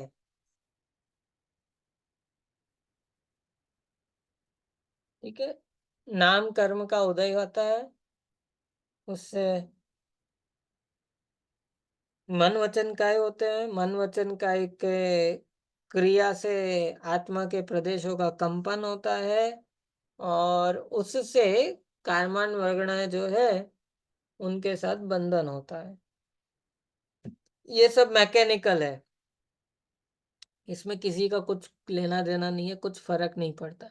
सारा खेल तब स्टार्ट होता है जब ये सब करते करते साथ में मोह राग या द्वेष हो। तो यदि मोह राग द्वेष नहीं है तो फिर ये सब होता रहेगा। माने मन वचन काय से कोई फर्क नहीं पड़ता, अरहंत होके सहयोग केवली होते हैं ना। तो मन वचन काय की प्रवृत्ति है, आत्मा के प्रदेशों का कंपन है, कर्म आते हैं, खिल जाते हैं, बंधते ही नहीं है। क्यों नहीं बनते हैं? क्योंकि अंतरंग में मोह मोह आदि नहीं है। और जिनके मोह राग द्वेष होता है उनके मन वचन काय का कंपन हो ना हो, थोड़ा हो ज्यादा हो, बंद तो हो ही रहा है। और जैसा होता होगा वैसा होगा फिर तो। निगोदिया जीव को भाव कलंक की प्रचुरता, ऐसा शब्द आता है गोमट सार में। भाव कलंक, ये भाव कलंक क्या है कि इतना तीव्र मिथ्यात्व में है वो जीव कि प्राप्त पर्याय में तन्मय है, कोई सुध बुध नहीं है। बस उसी से उसका चल रही है, उधर ही के उधर जन्म मरण, जन्म मरण, जन्म मरण, जन्म मरण, जन्म मरण, कोई अंत नहीं है, चल रहा है। कदाचित कोई भाग्य से कभी निकल जाए तो निकल जाए, अभी आएगा ये सब। तो उसमें ये जो मन वचन काय से जो शक्ति आत्मा में उत्पन्न हो रही है चंचलपने से, कंपन से, तो उसका नाम योग है। अब उस योग के निमित्त से प्रति समय कर्म रूप होने योग्य अनंत परमाणुओं का ग्रहण होता है। वहाँ अल्प योग हो तो थोड़े परमाणुओं का ग्रहण होता है, और बहुत योग हो तो बहुत परमाणुओं का ग्रहण होता है। तथा एक समय में जो पुद्गल परमाणु ग्रहण करे उनमें ज्ञानावरण आदि मूल प्रकृतियों का और उनकी उत्तर प्रकृतियों का जैसे सिद्धांत में कहा वैसे बंटवारा होता है। उस बंटवारे के अनुसार परमाणु उन प्रकृतियों रूप स्वयं ही परिणमित होता है। तो मूल प्रकृतियां 8 है, फिर उनकी उत्तर प्रकृतियां हैं, तो ज्ञानावरण की 5 है, दर्शनावरण की 9, मोहनीय की 2 है, फिर 28 सब मिला के हो जाता है अंतराय के 5, नाम कर्म की अब वैसे तो 93 है, पर मूल प्रकृति उनमें से 42 है। फिर उन्हीं के सब डिविजन्स होके वो 93 होते हैं। असतक वेदनीय के 2, गोत्र में 2 और आयु में 4। तो ये सब मूल प्रकृतियां है 8, और उनके फिर ये सब उत्तर प्रकृतियां कहलाती है। और फिर उनमें भी और उत्तर हो सकती है, जैसे नाम कर्म है तो उनके 42 है, और फिर उसमें से और निकलते हैं। तो संस्थान, सननन, फिर हर एक का अलग अलग है ना, तो संस्थान इतने होते हैं, सननन इतने होते हैं इत्यादि। तो वो सब बंटवारा हो जाता है। अब ये कौन करता है बोले, ये यदि प्रश्न अभी भी बाकी है तो एक और उत्तर अभी आगे देंगे, पर ये अपना ही ऐसी व्यवस्था है, अपने आप हो जाता है। विशेष इतना है कि योग 2 प्रकार का है, शुभ योग, अशुभ योग। वहां धर्म के अंगों में मन वचन काय की प्रवृत्ति होने पर तो शुभ योग होता है, और अधर्म के अंगों में उनकी प्रवृत्ति होने पर अशुभ योग होता है। वहां शुभ योग हो या अशुभ योग हो, देखो उपयोग नहीं लिखा है, योग लिखा है। हाँ? सम्यक्त प्राप्त किए बिना घातीय कर्मों की, अच्छा ग्रंथ दिखा देता हूँ। वहां शुभ योग हो या अशुभ योग हो, सम्यक्त प्राप्त किए बिना घातीय कर्मों की तो सर्व प्रकृतियों का निरंतर बंद होता ही रहता है। अब ये बहुत इंपॉर्टेंट बात है कि यदि सम्यक्त्व नहीं है तो बोले अभी आप चाहे सामयिक करो, चाहे स्वाध्याय करो, चाहे व्रत करो, दान करो, पूजा करो, भक्ति करो, या फिर टीवी देखो, व्हाट्सएप चलाओ, Instagram, YouTube, Facebook, mobile, movies, खाना पीना, घूमना करना, पैसे खर्च करना, परिग्रह जुटाना, परिग्रह में संकल्प विकल्प करना, विकथा करना, प्रमाद में जीवन बिताना, पाप करना, बोले ये सब हो, दोनों ही अवस्थाओं में घाती कर्मों की सर्व प्रकृतियों का निरंतर बंद होता ही रहता है। बोले ये तो फिर ठीक है, तो फिर कुछ भी कर लो भाई, ये तो बंद होने ही वाला है, तो चाहे पुण्य करो चाहे पाप करो, कि नहीं नहीं ऐसा नहीं। अभी वो बताएंगे उसको, देखो किसी समय किसी भी प्रकृति का बंद हुए बिना नहीं रहता। एक इतना विशेष है कि मोहनीय के हास्य शोक युगल में, रति अरति युगल में, और तीनों वेदों में एक काल में एक एक ही प्रकृति का बंध होता है। तो वो तो ठीक है, टेक्निकल बातें हैं, मतलब ऑब्वियस है कि अगर हास्य है तो शोक नहीं होगा, शोक है तो हास्य नहीं होगा, रति है तो अरति नहीं है, अरति है तो रति नहीं है। और वेदों में से भी एक समय में तो एक ही रहेगा, तो या तो स्त्री वेद है तो पुरुष में रमने का भाव, पुरुष वेद है तो स्त्री में रमने का भाव, और नपुंसक वेद है तो दोनों में रमने का। तो ये एक समय में ये एक होता है, इसलिए इतना, बाकी सभी प्रकृतियों का बंध तो निरंतर होता है। किसको? मिथ्या दृष्टि को। और अघातीय कर्मों की प्रकृतियों में शुभ योग होने पर साता वेदनी आदि पुण्य प्रकृतियों का बंध होता है, और अशुभ योग हुआ तो असाता वेदनी आदि पाप प्रकृतियों का बंध होता है। मिश्र योग हुआ अगर, माने शुभ अशुभ दोनों ही, तो कुछ पुण्य और कुछ पाप ऐसी प्रकृतियों का बंध होता है। माने कुछ ऐसे भी अब धार्मिक अनुष्ठान होने लग गए ना, जहाँ पे पाप भी बहुत हो रहा है और पुण्य भी बहुत हो रहा है। तो ताम झाम परिग्रह, हिंसा आदि का विचार नहीं है, लेकिन सब कर रहा है धर्म के नाम पे, तो ठीक है। वो भी एक प्रकार से शुभ मिश्र योग कह सकते हो, उसमें कोई दिक्कत नहीं। माने आजकल अ, अभी अ, विवाह अधिक होते हैं तो उधर तो वो उस प्रकार के सब करता ही है, जो भी नाम देना हो। लेकिन धार्मिक अनुष्ठानों में भी यदि हम भोजन के प्रति आसक्ति कराते हैं लोगों को, मतलब भोजन कराने वाले को भी यदि ऐसा होता है कि नहीं नहीं 10-20 आइटम तो होना ही चाहिए, तो समझ में नहीं आता कि भाई शिविर में आपने बुलाया है कि विवाह आदि में है कि क्या है। आ- सात्विक भोजन होना चाहिए, स्वास्थ्य अनुकूल होना चाहिए, तो वो सब तो फिर पता नहीं कंडीशंस कहाँ रह जाती है। तो प्रमाद होता है, फिर किसी को नींद आएगी, किसी की तबीयत बिगड़ेगी, फिर कुछ होगा, फिर कुछ होगा, वो सब बात है। एक तो ये भोजन संबंधी कहा, बाकी 10 चीजें और ऐसी है। तो बोले कहीं कहीं पे मिश्र योग है, माने पुण्य भी हो रहा है, पाप भी चल रहा है।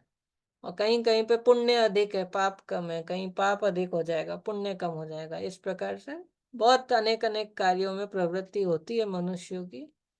तो उसमें होता रहता है ये सब।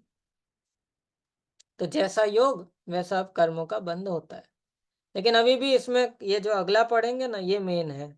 अभी तो ये सब कोई मतलब समझ लो ये घाती अघाती कर्मों का तो ये जनरल डिस्क्रिप्शन है कि मिथ्यात्व दशा में सभी प्रकृतियों का निरंतर बंध होता है। घाती में, अघाती में फिर पुण्य पाप का डिवीजन। आपने देखा घाती कर्मों में पुण्य पाप का डिवीजन नहीं है। घाती कर्म मतलब वो सब पाप रूप ही है एक प्रकार से, पर वो उसको पाप नाम नहीं देते, बस वो है। वो सब घाती कर्म एक जैसे ही है। लेकिन अघाती कर्मों में कुछ पुण्य रूप है, कुछ पाप रूप है। तो उनमें से जिस समय पुण्य योग होगा तो पुण्य के अनुकूल प्रकृतियां बंधेगी, पाप योग होगा तो पाप के रूप प्रकृतियां बंधेगी, मिश्र योग होगा तो कुछ पुण्य प्रकृतियां, कुछ पाप प्रकृतियां, इस प्रकार नया नया बंध होता रहता है। इस प्रकार योग के निमित्त से कर्मों का आगमन होता है। इसलिए योग है वह आश्रव है, तथा उसके द्वारा ग्रहण हुए कर्म परमाणुओं का नाम प्रदेश है। उनका बंध हुआ और उनमें मूल उत्तर प्रकृतियों का विभाग हुआ। इसलिए योगों द्वारा प्रदेश बंध तथा प्रकृति बंध होना जानना। अब ये प्रकृति और प्रदेश बंध नाम क्या है, इसका मतलब क्या है? देखो, प्रकृति मतलब तो कौन सा कर्म बंध रहा है, कौन सी प्रकृति? ज्ञानावरण, दर्शनावरण, तो मूल प्रकृति है। और फिर उसी के उत्तर प्रकृति माने उसके सब टाइप्स। तो उसमें मति ज्ञानावरण, श्रुत ज्ञानावरण है, या फिर दर्शनावरण है तो फिर चक्षु दर्शनावरण, अचक्षु दर्शनावरण, फिर निद्रा निद्रा, प्रचला प्रचला, स्त्यान ग्रद्दि आदि जो है। मोहनीय है तो वो मूल प्रकृति, और उत्तर प्रकृति में ये अनंतानुबंधी, क्रोध मान माया लोभ मिथ्यात्व सम्यक मिथ्यात्व, ये सब। अंतराय है तो मूल प्रकृति, और दान लाभ भोग उपभोग वीर्य, ये उत्तर प्रकृति है। तो ये सब हो गई प्रकृति। कौन सी प्रकृति बंध रही है, ये हो गया प्रकृति बंध। और कितनी बंध रही है, कितने परमाणु बंधेंगे, उनके कितने क्वांटिटी में कितना है वो बंधने वाला, कर्म वर्गणाएं कितनी है, तो वो कहलाता है प्रदेश बंध। ठीक है, कौन सा कर्म बंध रहा है और कितना बंध रहा है। लेकिन ये दोनों ही चीजें ज्यादा मैटर नहीं करती है। व्हाट मैटर्स इज स्थिति एंड अनुभाग। स्थिति माने कितने समय के लिए बंध रहा है, और अनुभाग माने उसमें फल देने की शक्ति कितनी है, वो कितना तीव्र है और कितना मंद है, इससे सारा खेल होता है। अगर थोड़ा समय के लिए है लेकिन तीव्र है, तो भी एकदम सब पूरा दुनिया बदल के चला जाएगा। वो कर्म आएगा 2 सेकंड के लिए, और 2 सेकंड में चला जाएगा बस। लेकिन बहुत कुछ बदल जाएगा उतने में। और मंद उदय है और स्थिति बहुत हो, तो भी कोई दिक्कत नहीं है। पूरे मनुष्य भव में, हमारे शरीर में कुछ ना कुछ रोग छोटा मोटा तो चलता ही रहता है ना। तो तकलीफ होती है, लेकिन ऐसी कोई ज्यादा दिक्कत नहीं है, चल रहा है, काम चल रहा है, कोई तकलीफ नहीं है ऐसी कुछ। तो तो ये मंद उदय है, लेकिन स्थिति लंबी है। और एक ऐसा होता है कि स्थिति अल्प हो और उदय तीव्र हो, अनुभाग, तो वो बहुत खतरनाक हो जाता है। और स्थिति अधिक है और अनुभाग भी अधिक है, तो फिर तो समझ लो कि भाई भयंकर पाप के उदय हैं। और नरक आदि में तो यही है, स्थिति भी बहुत है और अनुभाग भी बहुत तीव्र है। और देव आदिक में उल्टा है, स्थिति बहुत है लेकिन अनुभाग बहुत मंद है। पुण्य का उदय है तो समय कब निकल जाता है पता नहीं चलता। विषयों में, भोगों में, इधर उधर, सागरों की आयु कब खत्म हो जाती है सोचो। हमारे एक ये मनुष्य भाव में कभी ऐसा अब तो पता नहीं, अभी भी हो जाता होगा खैर, पर पहले तो ऐसा कभी अ, होता नहीं था कि लोगों को ऐसा सोचना पड़े कि दिन कैसे निकाले, आज क्या करे, आज क्या करे। अनेक प्रकार की व्यस्तताएं रहती थी और कब समय निकल जाता था, दिन पूरे हो जाते थे, पता भी नहीं चले। लेकिन अब तो कई बार ऐसा होता है कि थोड़ा समय बच जाए तो व्यक्ति सोचता है कि अब क्या करे, तो कुछ नहीं तो खुद ही अपने लिए प्रॉब्लम्स क्रिएट कर लेता है वो। नया नया ले आएगा, फिर तोड़ेगा, फिर इकट्ठा करेगा, फिर तोड़ेगा, फिर इकट्ठा करेगा, फिर पुराना निकालो, फिर नया ले आओ, चलता रहेगा। कुछ मतलब अच्छा खासा रह रहे हो, फिर वो कहते कि नहीं पूरा घर रेनोवेट करना है। बोले क्यों करना है? कि नहीं बस करना है। कि ठीक है, कभी कुछ जरूरत है, कोई खराब हो गया तो सही करवा लो, लेकिन नहीं हमें पूरा घर नया करना है। तो ठीक है, अब फिर ये हो गया। अब बोले अब 1 साल हो गया, अब चलो उधर घूमने चलो। बोले ठीक है, अब ये हो गया, फिर कि ये खरीदना है, फिर ये लेना है। मतलब कहने का मतलब वो, या तो हम खुद क्रिएट कर लेते हैं कुछ ऐसी चीजें जो हमें पूरी तरह उधर ऑक्यूपाई कर दे, तो फिर हमारा समय शक्ति उपयोग सब उधर चला जाता है। और कुछ लोग अच्छे कामों में भी लग जाते हैं ऐसे में। कुछ सामाजिक कार्य भी होते हैं ऐसे जो अच्छे लोग लग जाते हैं, तो उसमें अपना समय देते हैं वो। समाज में होता है, मंदिर में है, अम, लौकिक रूप से भी जो सामाजिक कार्य होते हैं उनमें भी समय जाता है बहुत, तो वो भी एक काम है। ठीक है, सब अपना अपना अपनी जगह है।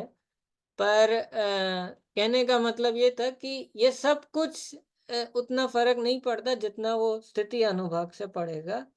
नया बंद प्रकृति या प्रदेश कितना भी हो, और कदाचित स्थिति भी बहुत हो, पर अनुभाग एक ऐसी चीज है कि जिससे वो बहुत फर्क पड़ जाता है। तो देवलोकों में सागरों की आयु होती है, लेकिन कब पूरी हो जाती है उन्हें भी नहीं पता चलता है। ऐसा लगता है अभी तो समय बहुत है, अभी तो बहुत समय है, अभी तो बहुत समय है। अभी आपको ऐसा लगता है 3 महीने हैं एग्जाम को, ऐसा लगता है अभी आ जाएगी फिर एग्जाम, फिर एक एग्जाम पूरी नहीं होती है, फिर 2-4 महीने होते हैं, फिर आ जाती है। तो तो बहुत समय नहीं है अभी। अ, अभी मैं ना अगले सैटरडे को मैं पूछूंगा ग्रुप पर कि राम कहानी पढ़ना प्रारंभ किया कि नहीं, सिर्फ इतना ही पूछूंगा। तो आप एक पेज भी पढ़ोगे तो आप उसमें हाँ कर देना, और नहीं, 50 पेज। मैंने तो अभी चालू कर दिया 1 सप्ताह से। हाँ अच्छी बात है, अच्छी बात, लेकिन मैं अगले सैटरडे पूछूंगा, तो सबका उसमें मुझे हाँ आना चाहिए। फिर उसके बाद फिर पूछेंगे कि इतना पढ़ लिया कि नहीं, तब समझ में आएगा कि रोज पढ़ रहे थे कि एक दिन पढ़ के बस बंद कर दिया था फिर। लेकिन वो पढ़ना शुरू करो, नहीं तो पूरा नहीं होगा। और अभी नहीं पढ़ोगे तो कभी नहीं पढ़ेंगे, ये बात तो पक्की है। अभी नहीं पढ़ा तो हो गया, फिर तो नहीं होने वाला। हाँ मतलब हो सकता है, लेकिन चांसेस कम है। जब इतने सारे निमित्त बनने पर भी नहीं पढ़ पाए तो खुद से कब पढ़ पाएंगे? तो वो तो फिर और मुश्किल ही हो जाता है। चलिए आगे बढ़ते हैं। 2 मिनट रुकना है किसी को कुछ? खैर आधा घंटा ही है, अब तो ज्यादा समय नहीं है। नहीं नहीं, रुकना नहीं, आप कंटिन्यू करो। हाँ मुझे कोई दिक्कत तो नहीं है, पर 2 घंटे की आदत नहीं है ना आपको। हम लोग तो पहले 2-2 घंटे ही लेते थे क्लास। जब परमागम ऑनर स्टार्ट हुआ था तो एक ही क्लास होती थी हफ्ते की, और 2 घंटे की रहती थी। फिर मैंने ही 2 घंटे से, फिर मैंने ही 1 घंटे की 2 क्लास या 1.5 घंटा ऐसा कर करके करते थे, क्योंकि दोनों तरफ से ज्यादा हो जाता है, वक्ता को भी और श्रोताओं को भी। आपको तो ज्यादा हो जाता है क्योंकि फर्क। 2 घंटे तो ज्यादा हो जाते हैं भैया, बैठा नहीं जाता इतना, और मन उपयोग भी नहीं लगता हाँ, एक एक घंटे। और फिर ऑनलाइन होता है तो और ज्यादा भारी हो जाता है। जब खत्म एक नहीं एक तब घंटा तक रहेगा हम एग्जॉस्ट हो जाते हैं। पर अभी और कोई ऑप्शन भी नहीं है ना, तो इसलिए थोड़ा टाइम करना हो। सैटरडे संडे करते हैं ना, अगले अगले दिन, तो एक एक दिन देखते का हैं। गैप। देखते हैं, तो एक ही क्लास आज की है 2 घंटे की, देखते हैं।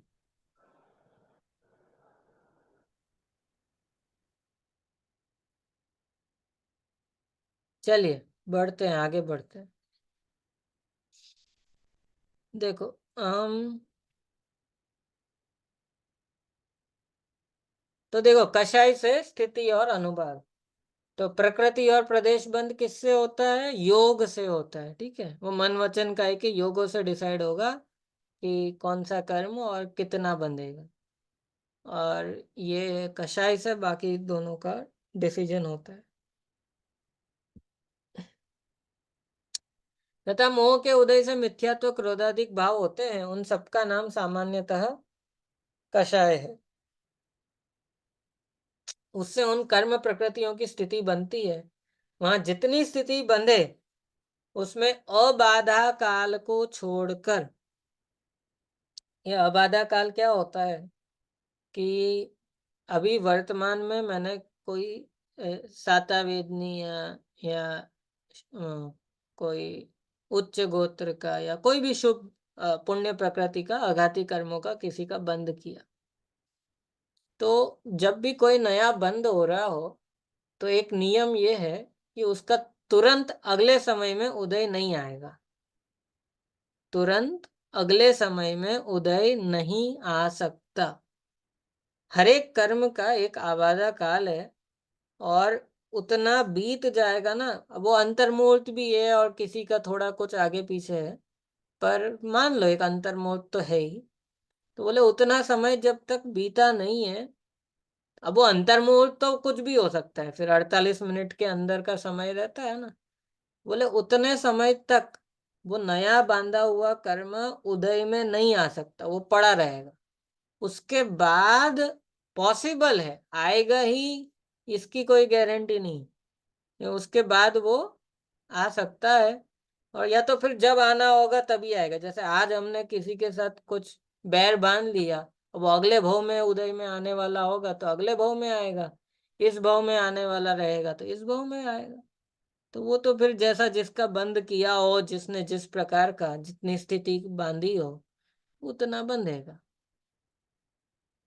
लेकिन अबाधा काल को छोड़कर पश्चात जब तक बंदी स्थिति पूर्ण हो, तब तक प्रति समय उस प्रकृति का उदय आता ही रहता है। तो अम, बस वो आबादा काल छोड़ दिया, उसके बाद प्रति समय उसका उदय चालू हो जाता है। तो जितनी बंधी हुई स्थिति है ना, तब तक के लिए वो बांध लिया, तो उतना उसका उदय चालू है। वहां देव मनुष्य तिर्यंच आयु के बिना अन्य सर्व घातिया अघातिया प्रकृतियों का, फिर से देखो, देव मनुष्य और तिर्यंच आयु, कौन सा एक छोड़ दिया? नरक आयु छोड़ दिया, ठीक है। ये 3 आयु के बिना अन्य सर्व घाती और अघाती प्रकृति सब ले लिया, खाली ये 3 को छोड़ दिया। इनमें क्या रूल है कि अल्प कषाय होने पर थोड़ा स्थिति बंद, बहुत कषाय होने पर बहुत स्थिति बंद होता है। और इन 3 के साथ क्या है? उल्टा है। इन 3 आयु का अल्प कषाय से बहुत और बहुत कषाय से अल्प स्थिति बंद जानना। बोले ऐसा क्यों? क्योंकि ये जो 3 आयु है, ये उन आयु के उदय से उस गति में रहने की व्यवस्था होती है ना। देव आयु से देव गति होगी, तिर्यंच आयु से तिर्यंच गति, नरक आयु से नरक गति, और मनुष्य आयु से मनुष्य गति।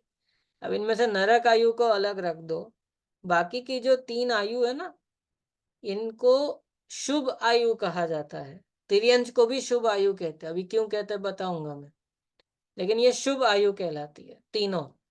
और एक नरक आयु है कि उसको अशुभ कहते हैं, स्थिति बंद की अपेक्षा। ये स्थिति की अपेक्षा बात चल, अभी अनुभाग की बात नहीं की है। स्थिति मतलब कितने समय तक के लिए वो बंध रहा है वो। तो वो ड्यूरेशन कितना है। तो उन स्थिति बंध की अपेक्षा से ये जो तीन आयु है, कौन कौन सी, मनुष्य, देव और तिर्यंच, ये शुभ आयु है। और एक नरक आयु जो है वो अशुभ आयु है। तो मनुष्य और देव तो समझ में आता है। तिर्यंच आयु को भी शुभ आयु में गिनाया। उसमें तो निगोद भी है, एक इंद्रिय भी है, दो इंद्रिय, तीन इंद्रिय, चार इंद्रिय, पंच इंद्रिय, ये सब है ना उसमें। तो भी उसको शुभ आयु में गिनाया। तो उसको ऐसा क्यों गिनाया, कोई बता सकता है। और नरक आयु को अशुभ गिनाया तो वो भी समझ में आ गया, पर तिर्यंच आयु शुभ कैसे है।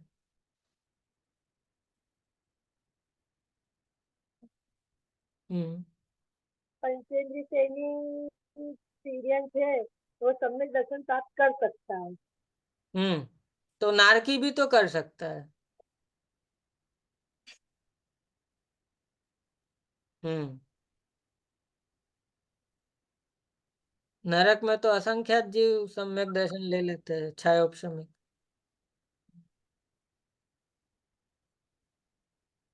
एक्सपीरियंस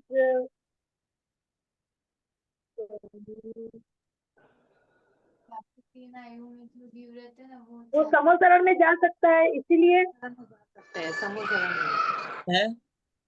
समोचरण में जा सकते हैं तिर्यंत समोसरण तो। में जा सकता है। अच्छा, चलो ठीक है। ये बात तो सही है, पर इसका ये आंसर नहीं है।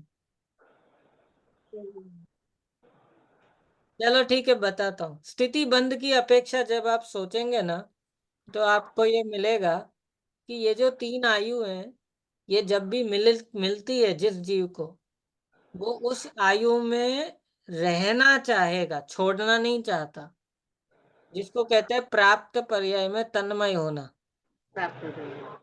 वो चींटी का जीव भी अगर उसको कुछ खतरा दिखेगा तो वो अपने प्राण बचाने के लिए दौड़ती है। नरक आयु में ऐसा नहीं है। वो प्रति समय ये चाहता है कि मैं इधर से कब निकलूं। उसको उधर रमता नहीं है, रुचता नहीं है, इसलिए उसका नाम है नरक। न रमंती, जिधर वो रमे नहीं, इसलिए वो है नारकी। और बाकी तीन आयु में ऐसा है कि जितनी लंबी आयु मिले उसको उतना अच्छा ही लगेगा, भले ही वो पशु बन जाए, गाय भी बन जाए, लेकिन आयु अच्छी लगती है। नरक आयु एक ऐसी है जो किसी को एक समय के लिए भी अच्छी नहीं लग सकती। इसलिए वो है अशुभ आयु। और ये तीन है शुभ आयु। और इसीलिए जब भी कषाय होती है, तो कषाय तो बुरी चीज है, तो बुरी चीज कम करेंगे तो ये ज्यादा बंधेगा, क्योंकि ये शुभ आयु है तीन।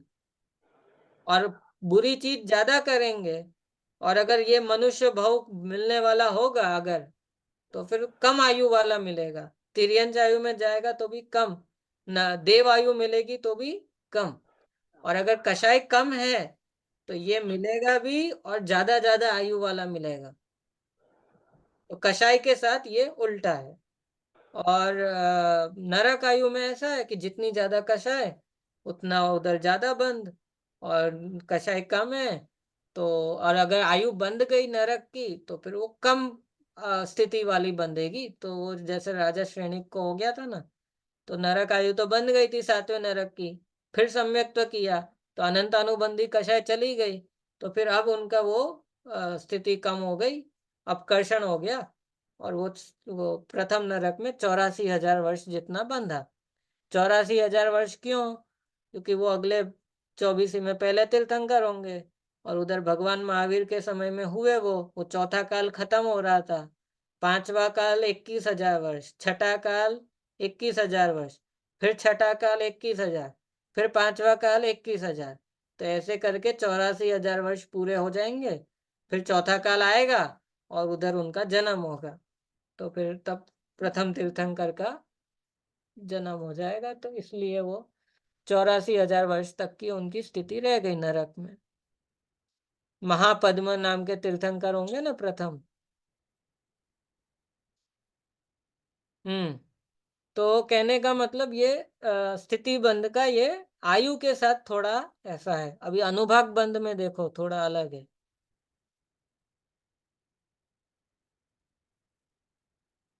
तथा उस कषाय द्वारा ही उन कर्म प्रकृतियों में अनुभाग शक्ति का विशेष होता है। वहां जैसा अनुभाग बंद हो वैसा ही उदय काल में। हाँ, प्रश्न है। ये जो 27 पेज की लास्ट लाइन है ना, इसको समझाना एक बात। 3 आयु का अल्प कषाय से बहुत और बहुत कषाय से अल्प स्थिति बनी, ये हाँ, कैसे है? ये जो 3 आयु थी ना, ये शुभ थी, अशुभ नहीं थी। ठीक है, तो कषाय तो बुरी चीज है, तो बुरी चीज होगी तो ये जो शुभ आयु है ये कम बंधेगी ना। बुरा जितना ज्यादा करेंगे पाप, तो उतना ये अशुभ आयु शुभ आयु जो है वो कम मिलेगी। और बुरी चीजें कषाय अधिक अगर कम है तो अ, अल्प कषाय से बहुत, और बहुत कषाय से अल्प। बहुत ज्यादा परिग्रह करे, बहुत ज्यादा आरंभ अधिक करे, तो और अगर उसको मनुष्य आयु मिलने वाली हो फिर भी, मतलब वैसे तो नरक चला जाएगा, पर अगर नरक नहीं गया और मनुष्य आयु में ही रहने वाला हो तो भी उसको मनुष्य आयु कम मिलेगी, क्योंकि उसने कषाय ज्यादा की थी। ठीक है, और अगर कषाय कम की है तो फिर वैसे देव पर्याय मिल जाएगी, और नहीं भी मिली हो तो भी मनुष्य मिलेगी, तो बहुत लंबी आयु मिलेगी।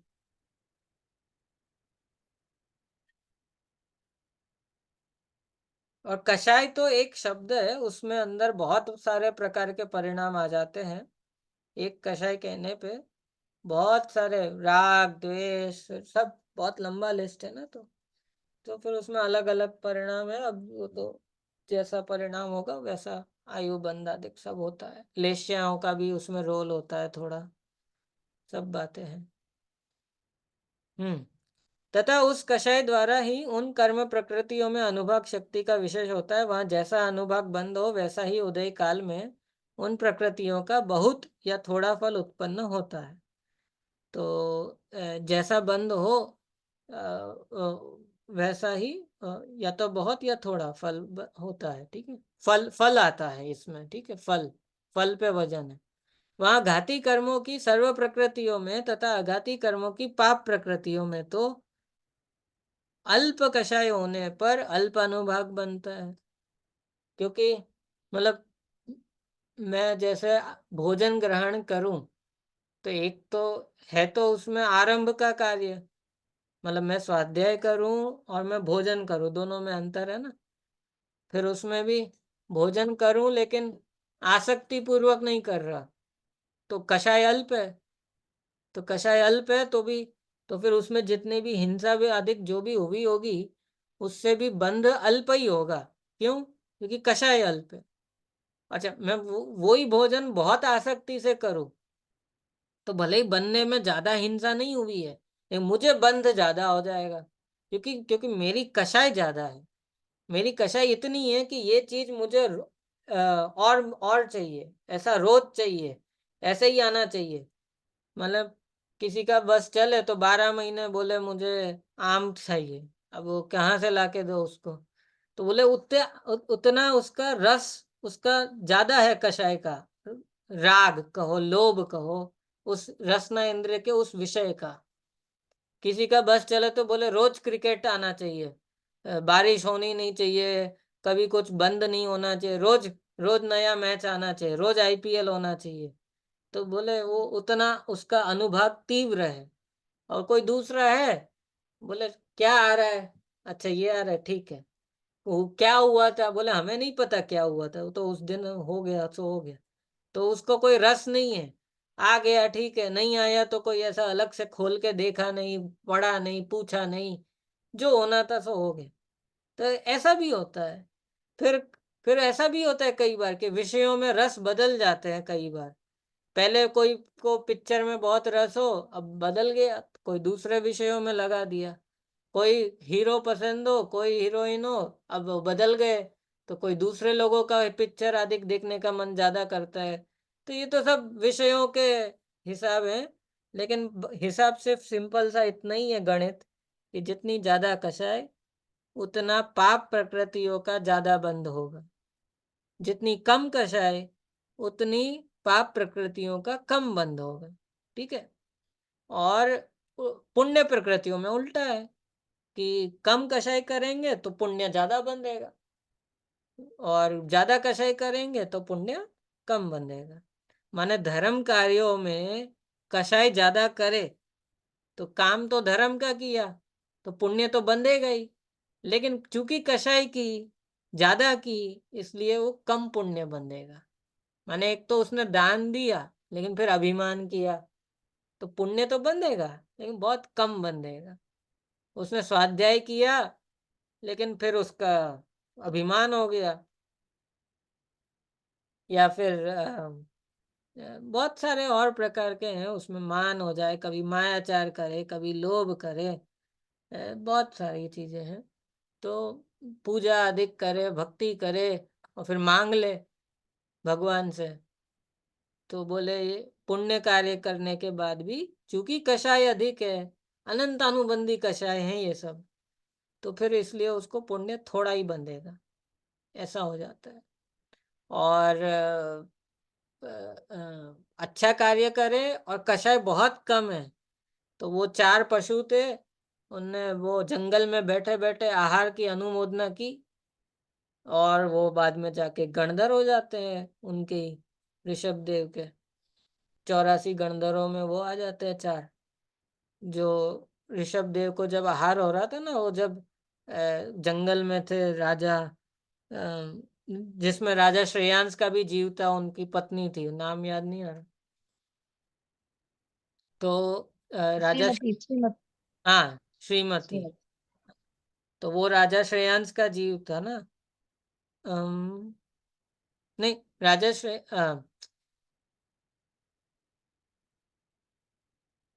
प्रथम आहार तो राजा श्रेयांश ने दिया ना। हाँ।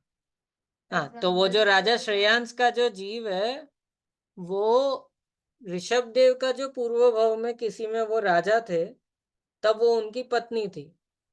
तो और जंगल में आहार कराया था किसी मुनिराज का, और उस समय 4 पशु थे उधर, तो उन पशुओं ने तो अनुमोदना की बहुत भक्ति से, तो उसके फलस्वरूप आगे आगे जाके उनके भाव सुधर गए, उनने सम्यक्त्व आदि किया, और फिर वो गणधर बन जाते हैं ऋषभ देव के बाद में।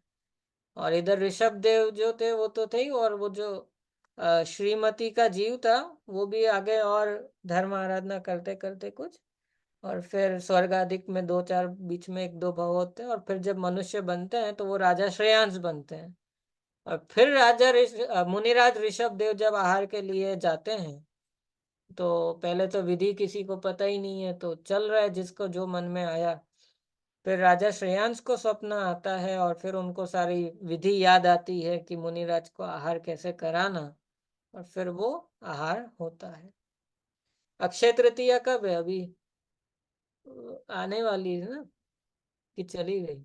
आने वाली है 10 मई को है। 10 मई को। हाँ, अभी आने ही वाली। वैशाख शुक्ल तृतीया, अभी कृष्ण पक्ष चल रहा है वैशाख का, तो अभी शुक्ल पक्ष में तृतीया को है, 10 मई को है। तो गन्ने का रस से लोग मना लेते हैं, लेकिन वो सही नहीं है। खैर, अम, तो ये अल्प और बहुत कषायों के साथ अनुभाग बंध का हिसाब है। ज्यादा कंफ्यूजिंग लगे तो एक टेबल जैसा बना लेना आप, मतलब इधर लिखना पुण्य प्रकृति और इधर पाप प्रकृति, फिर इधर स्थिति और अनुभाग, और हाँ, मतलब वो कषाय अल्प कषाय अधिक, ऐसा करके एक बना सकते हो अलग। और ये टेबल आप ही बना के व्हाट्सएप नहीं, पे डाल मैं नहीं देंगे। करूंगा, आप लोग बनाओ और चेक करो आपस में एक दूसरे का, और सुधार लो, उसमें कुछ है नहीं ज्यादा। आप बनाओ, इजी है, कुछ नहीं है। हाँ, चलिए। तो इस प्रकार कषायों द्वारा कर्म प्रकृतियों के स्थिति अनुभाग का विशेष हुआ, इसलिए कषायों द्वारा स्थिति बंध अनुभाग बंध होना जानना। अब ये देखो इम्पोर्टेंट बात जो ये 2 पैराग्राफ में कह रहे हैं, और अंत में तो वो सूत्र ही है, बोल्ड में जो लिखा है ना वो। तो यहाँ जिस प्रकार बहुत मदिरा भी है और उसमें थोड़े काल पर्यंत थोड़ी उन्मत्तता उत्पन्न कर की शक्ति है, तो वह मदिराहीन पने को प्राप्त है। तथा यदि थोड़ी भी मदिरा है और यदि उसमें बहुत काल पर्यंत बहुत उन्मत्तता उत्पन्न करने की शक्ति है, तो वह मदिरा अधिक पने को प्राप्त है। देखो, आचार्यों द्वारा भी कोई उदाहरण दिए जाते हैं, विद्वानों द्वारा भी कभी कोई उदाहरण दिए जाते हैं, तो भाषा शैली गंभीर रहती है, शब्दों का चयन भी साहित्यिक होता है। अभी उदाहरण है मदिरा का, लेकिन पढ़ते समय किसी को ऐसा ग्लानि नहीं उत्पन्न होती कि ऐसा उदाहरण क्यों दे रहे हो, जबकि लोक में मदिरा का तो बहुत ही निंदनीय स्थान है ना, लेकिन उदाहरण देने में कोई ऐसा संकोच नहीं करते। ये मदिरा का उदाहरण क्यों देना अपने को, अपन तो छूते भी नहीं है इन चीजों को, और अपन इसका उदाहरण दे रहे हैं तो क्या समझ में आएगा कि कुछ नहीं, तरीका होता है। और वो एक कुंद आचार्य ने जैसे उदाहरण दिया निर्जरा अधिकार में कि वैद्य यदि विष भक्षण कर ले तो भी मरता नहीं है, क्योंकि उसको पता है कि इसका लिए इस विष को मारने के लिए दूसरा विष है, तो विष विष की औषधि बन जाती है। जहर, यदि कोई वैद्य जहर खाए, जहर तो नहीं खाएगा वो, पर कुछ औषधियां ऐसी होती हैं कि यदि बराबर प्रोपोर्शन में नहीं लो तो वो नुकसान कर जाएगा ना, तो वो वैद्य को पता है, तो वो पता है कि ये खा लिया तो इसके ऊपर ये ले लोगे तो वो काम कर जाएगा, उल्टा अच्छा काम करेगा, और वो बराबर प्रोपोर्शन में नहीं लिया तो वो तो जहर था। तो वैद्य यदि भक्षण करे तो भी उसको कुछ नहीं होता, क्योंकि उसको पता है तो वो उसको सही कर लेता है। खैर, मुझे तो उदाहरण आपको ध्यान दिलाना था कि मदिरा का उदाहरण दिया है, पर कभी ये बात ऐसी कोई हाईलाइट नहीं करेगा कि देखो पंडित जी ने ये उदाहरण ऐसा दिया है। कुछ नहीं, बहुत गंभीरता से रखा है और सरल भाषा में है। तो बोले बहुत मदिरा है, लेकिन ज्यादा शक्ति नहीं है उसमें उत्पन्न उन्मत्तता की, ज्यादा उसमें मादकता नहीं है, तो वो मदिरा हीनपने को प्राप्त है। और थोड़ी मदिरा है लेकिन बहुत, जिसको लोक में लोग बहुत स्ट्रांग है, बहुत ज्यादा हैवी है, या जो भी कहना हो, तो वो बहुत काल पर्यंत बहुत उन्मत्तता उत्पन्न करने की शक्ति है, तो वह मदिरा अधिक पने। उसी प्रकार बोले कर्म प्रकृतियों के भी बहुत परमाणु हैं, तो उनमें कुछ तो ऐसे जो थोड़े काल पर्यंत थोड़ा ही फल देते हैं, और कुछ ऐसे कि थोड़े भी परमाणु है लेकिन बहुत काल पर्यंत और बहुत फल देने की शक्ति हो, तो वे कर्म प्रकृतियां अधिक पने को, अधिक पना मतलब वो बलवान कहलाती है, और ये सब कमजोर है बाकी। तो जैसे वो मदिरा में भी ये वाली मदिरा बोले इसको पियोगे तो बहुत ज्यादा नशा चढ़ जाएगा, और ये मदिरा है बोले इसमें इतना नशा नहीं होता है। तो लोक में भी इस प्रकार के कथन जैसे करते हैं लोग, ऐसे ही इसमें। इसलिए योगों द्वारा हुए प्रकृति बंध प्रदेश बंध बलवान नहीं है, कषायों द्वारा किया गया स्थिति बंध अनुभाग बंध ही बलवान है। इसलिए मुख्य रूप से कषायों को ही बंध का कारण जानना। जिन्हें बंद नहीं करना हो वे कषाय नहीं करे। अब ये सूत्र है कि यदि बंद नहीं चाहते हैं तो हमें कषाय नहीं करना चाहिए। तो कषाय करने से क्या होगा कि नवीन बंद होता है, और बाकी सब करो लेकिन कषाय अल्प है, अंतरंग में आसक्ति नहीं है, अंतरंग में पहले से ही विरक्त है वो, तो फिर ठीक है, कोई ज्यादा वो उलझेगा भी नहीं जीव, और कितना ही पाप का उदय आ जाए तो भी वो साइड में से निकल जाएगा, उसको ज्यादा इफेक्ट नहीं करेगी ये चीजें। और जिसके आसक्ति बहुत है, तीव्रता है कषायों का ये वो, तो बोले वो तो फिर थोड़ा सा भी उदय आता है लेकिन उसके तो बहुत है भारी, तो वो ज्यादा इफेक्ट कर जाता है उसको। इसलिए उदयों में ज्यादा नहीं सोचना चाहिए, अपने परिणामों को संभालना चाहिए ताकि नया बंध ना हो, और जो उदय आता है उसको समता से दूर करो, उसको आने दो, आके चला जाएगा, समता रखो।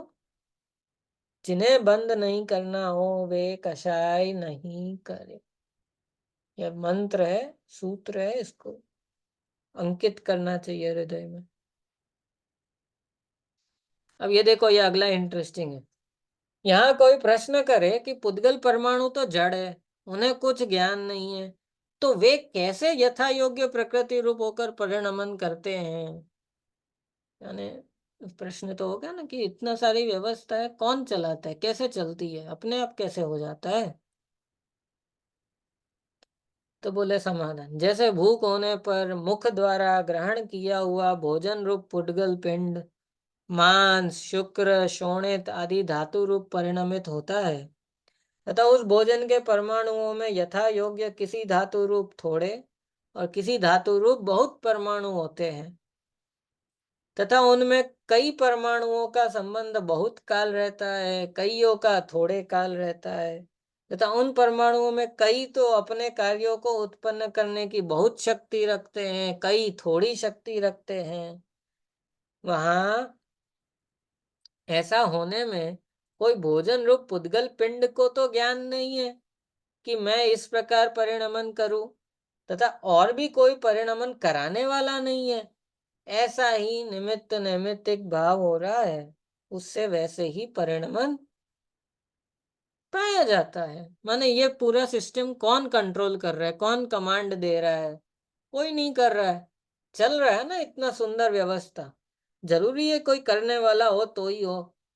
यदि इतनी सुंदर व्यवस्था चल रही है तो फिर चल बाकी कर्मों की व्यवस्था भी है अपनी अपनी, वो भी चल रही है, बस दिखाई नहीं देता। इसको डॉक्टर लोग पूरा पढ़ लेते हैं तो वो बता देते हैं कि ये इधर से ये होता है, इधर से ये आएगा, फिर उधर से ये हो जाएगा। पूरी सिस्टम समझा दी उनने तो, लेकिन अब ये कर्म तो दिखाई नहीं देते, तो इसलिए हम अनुमान ही लगाते हैं कि भाई पाप का उदय आ जाता है तो पाप का, पुण्य का है तो पुण्य का, इस प्रकार का भेद कर पाते हैं। लेकिन ये सिस्टम चलाने के लिए कोई चलाने वाला चाहिए, ये तो कोई नियम नहीं। चल रहा है अपने हिसाब से चल रहा है, पुद्गल है, उसकी अपनी शक्तियां हैं और वो अपना काम करते हैं, कोई करने वाले की जरूरत नहीं है। आहार हमने ग्रहण किया, उसके बाद उसका क्या क्या होना एक एक स्टेज में सब अपने आप होता है, अपने आप होता है। और मेन बात ये, किसी की बुद्धि का काम नहीं है, वो प्राकृतिक है और फिर भी बराबर सब सेटिंग है। आप शरीर में कोई डेफिशिएंसी हो और उस चीज की मात्रा बढ़ा दो आप, तो वो भर जाता है। और कोई डेफिशिएंसी नहीं है, ज्यादा है, उसको आप थोड़ा अपने डाइट में कम कर दो तो वो बैलेंस हो जाता है, तो सब हो ही जाता है ना। पर शरीर अपने हिसाब से कर लेता है, उसको किसी को कुछ सोच के कमांड नहीं देना पड़ता कि आज मैंने विटामिन ज्यादा खाए हैं और बराबर उनको डाइजेस्ट करो, एब्जॉर्ब करो, और इधर कैल्शियम कम हो रहा है तो उधर डिपॉजिट करो, इधर ज्यादा हो रहा है तो उधर से कम करो, कुछ नहीं करना, अपने आप पूरा चल रहा है। तो बोले ऐसे ही ये कर्मों का है। देखो,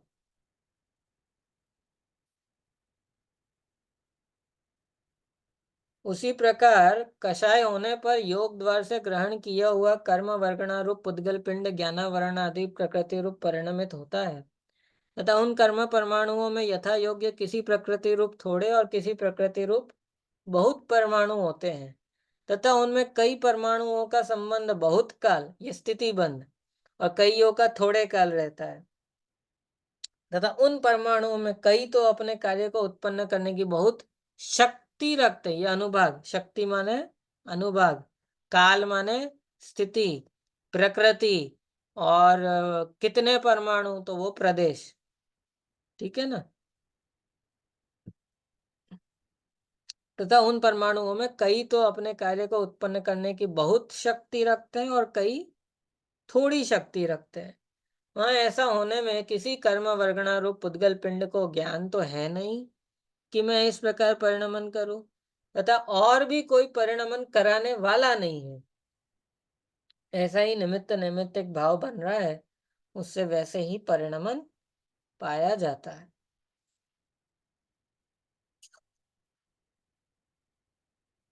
ऐसे तो लोक में निमित्त नैमित्तिक बहुत ही बन रहे हैं। जैसे मंत्र निमित्त से जल आदि में रोगादिक दूर करने की शक्ति होती है, तथा कंकरी आदि में सर्प आदि रोकने की शक्ति होती है। और ये सब सत्य है, इसको ऐसा नहीं समझना कि ये सब होता ही नहीं है, ये सब मंत्र विद्या सब सब बेकार है, सब मिथ्यात्व है। लोग तो इसको मिथ्यात्व ही कह देते हैं सीधा, पर ऐसा नहीं है। मंत्र विद्या है। ये देखो लिखा ना, स्पष्ट रूप से लिख रहे ना, मंत्र निमित्त से जल आदिक में रोगादिक दूर करने की शक्ति होती है।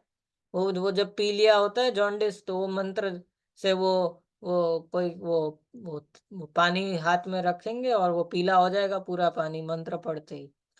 अब वो करते होंगे, उनके जो भी व्यवस्था होती होगी, पर ऐसा होता है। इसमें ऐसा कोई गृहित मिथ्यात्व हो जाएगा, ऐसा हो जाएगा, ऐसा हो जाएगा, ऐसा कुछ ज्यादा उसको खींचतान की जरूरत नहीं है। ये सब भी अपनी अपनी जगह है। तथा कंकरी आदि में सर्प आदि रोकने की शक्ति होती है। उसी प्रकार जीव भाव के निमित्त से पुद्गल परमाणुओं में ज्ञानावरण आदि रूप शक्ति होती है। यहाँ विचार कर अपने उद्यम से कार्य करे तो ज्ञान चाहिए, परंतु वैसा निमित्त बनने पर स्वयं वैसे परिणमन हो तो वहां ज्ञान का कुछ प्रयोजन नहीं है। इस प्रकार नवीन बंद होने का विधान जानना। तो ये चर्चा यहाँ पे पूरी होती है। और फिर उसके बाद सत्ता रूप कर्मों की अवस्था। बस ये एक और पढ़ के आज का पूरा करें। समय तो हो ही गया, पर एक पैराग्राफ पढ़ लेते। अब जो परमाणु कर्म रूप परिणमित हुए हैं, उनका जब तक उदय काल न आए तब तक जीव के प्रदेशों से एक क्षेत्र अवगाह रूप बंधन रहता है। वहां जीव के निमित्त से कई प्रकृतियों की अवस्था का पलटना भी हो जाता है। वहां कहीं अन्य प्रकृतियों के परमाणु थे, वे संक्रमण रूप होकर अन्य प्रकृतियों के परमाणु हो जाए, तथा कई प्रकृतियों की स्थिति और अनुभाग बहुत थे, तो अपकर्षण होकर थोड़े हो जाए, तथा कई प्रकृतियों की स्थिति एवं अनुभाग थोड़े थे, तो उत्कर्षण होकर बहुत हो जाए। इस प्रकार पूर्व में बंधे हुए परमाणुओं की भी जीव भावों का निमित्त पाकर अवस्था पलटती है, और निमित्त न बने तो नहीं पलटे, ज्यों की त्यों रहे। इस प्रकार सत्ता रूप कर्म कहते हैं। माने ये सत्ता है ना, वो स्टेज है कि जब हमने भाव किए, कर्म बंध गए, अभी वो उदय में आना स्टार्ट नहीं हुआ है, तो वो जो बीच का स्टेज होता है वो सत्ता कहलाती है। और उस समय उसमें चेंजेस पॉसिबल है। हमारे जो जो फिर आगे के परिणाम होते जाएंगे ना, उसके अकॉर्डिंग उनमें चेंजेस होते हैं, हो सकते हैं। जब तक उदय स्टार्ट नहीं होता है उसका, तब तक उसमें चेंजेस हो सकता है। उदय शुरू हो जाता है जब, तो फिर उसमें फिर ज्यादा परिवर्तन के लिए स्थान नहीं बचता है, तो फिर तो वो जैसा है वैसा आएगा। लेकिन जब तक सत्ता में है तो ये उत्कर्षण अपकर्षण, ये तो पता होगा। उत्कर्षण माने स्थिति अनुभाग का बढ़ना, अपकर्षण माने स्थिति अनुभाग का घटना। तो बांधा तो था ज्यादा, लेकिन बाद में कम कर दिया उसने और अच्छे परिणाम करके। और ऐसा भी हो सकता है कि बांधा हो थोड़ा, लेकिन उत्कर्षण कर दिया उसने अपने ही परिणामों से, ज्यादा कर करके और पाप करके और पाप किया तो बढ़ गया वो। पुण्य में भी होता है, पाप में भी होता है, ये सब होता रहता है। तो इस प्रकार सत्ता रूप कर्म रहते हैं, और इनकी ये व्यवस्था। अभी उदय रूप अवस्था पूरा आगे चलेगा, फिर एक एक कर्म के उदय से होने वाली जो अवस्था है वो बताएंगे बाद में। ये थोड़ा सा और प्रकरण है, और फिर यहाँ से ज्ञानावरण, दर्शनावरण, मोहनीय, फिर दर्शन मोहनीय, चारित्र मोहनीय, अलग अलग ऐसे एक एक का बताएंगे।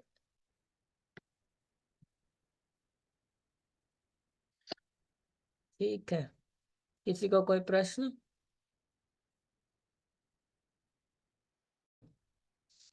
चलिए जिनवाणी स्तुति।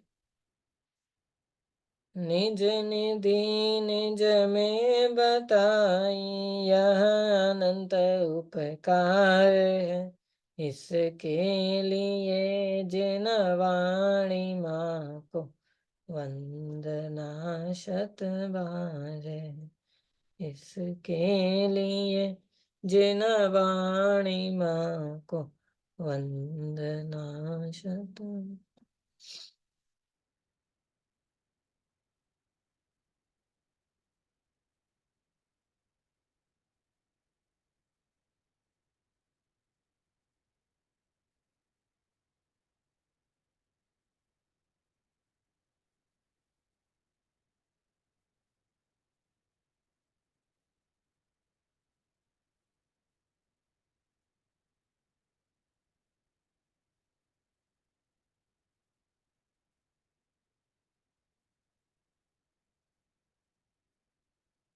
जय जिनेन्द्र सर।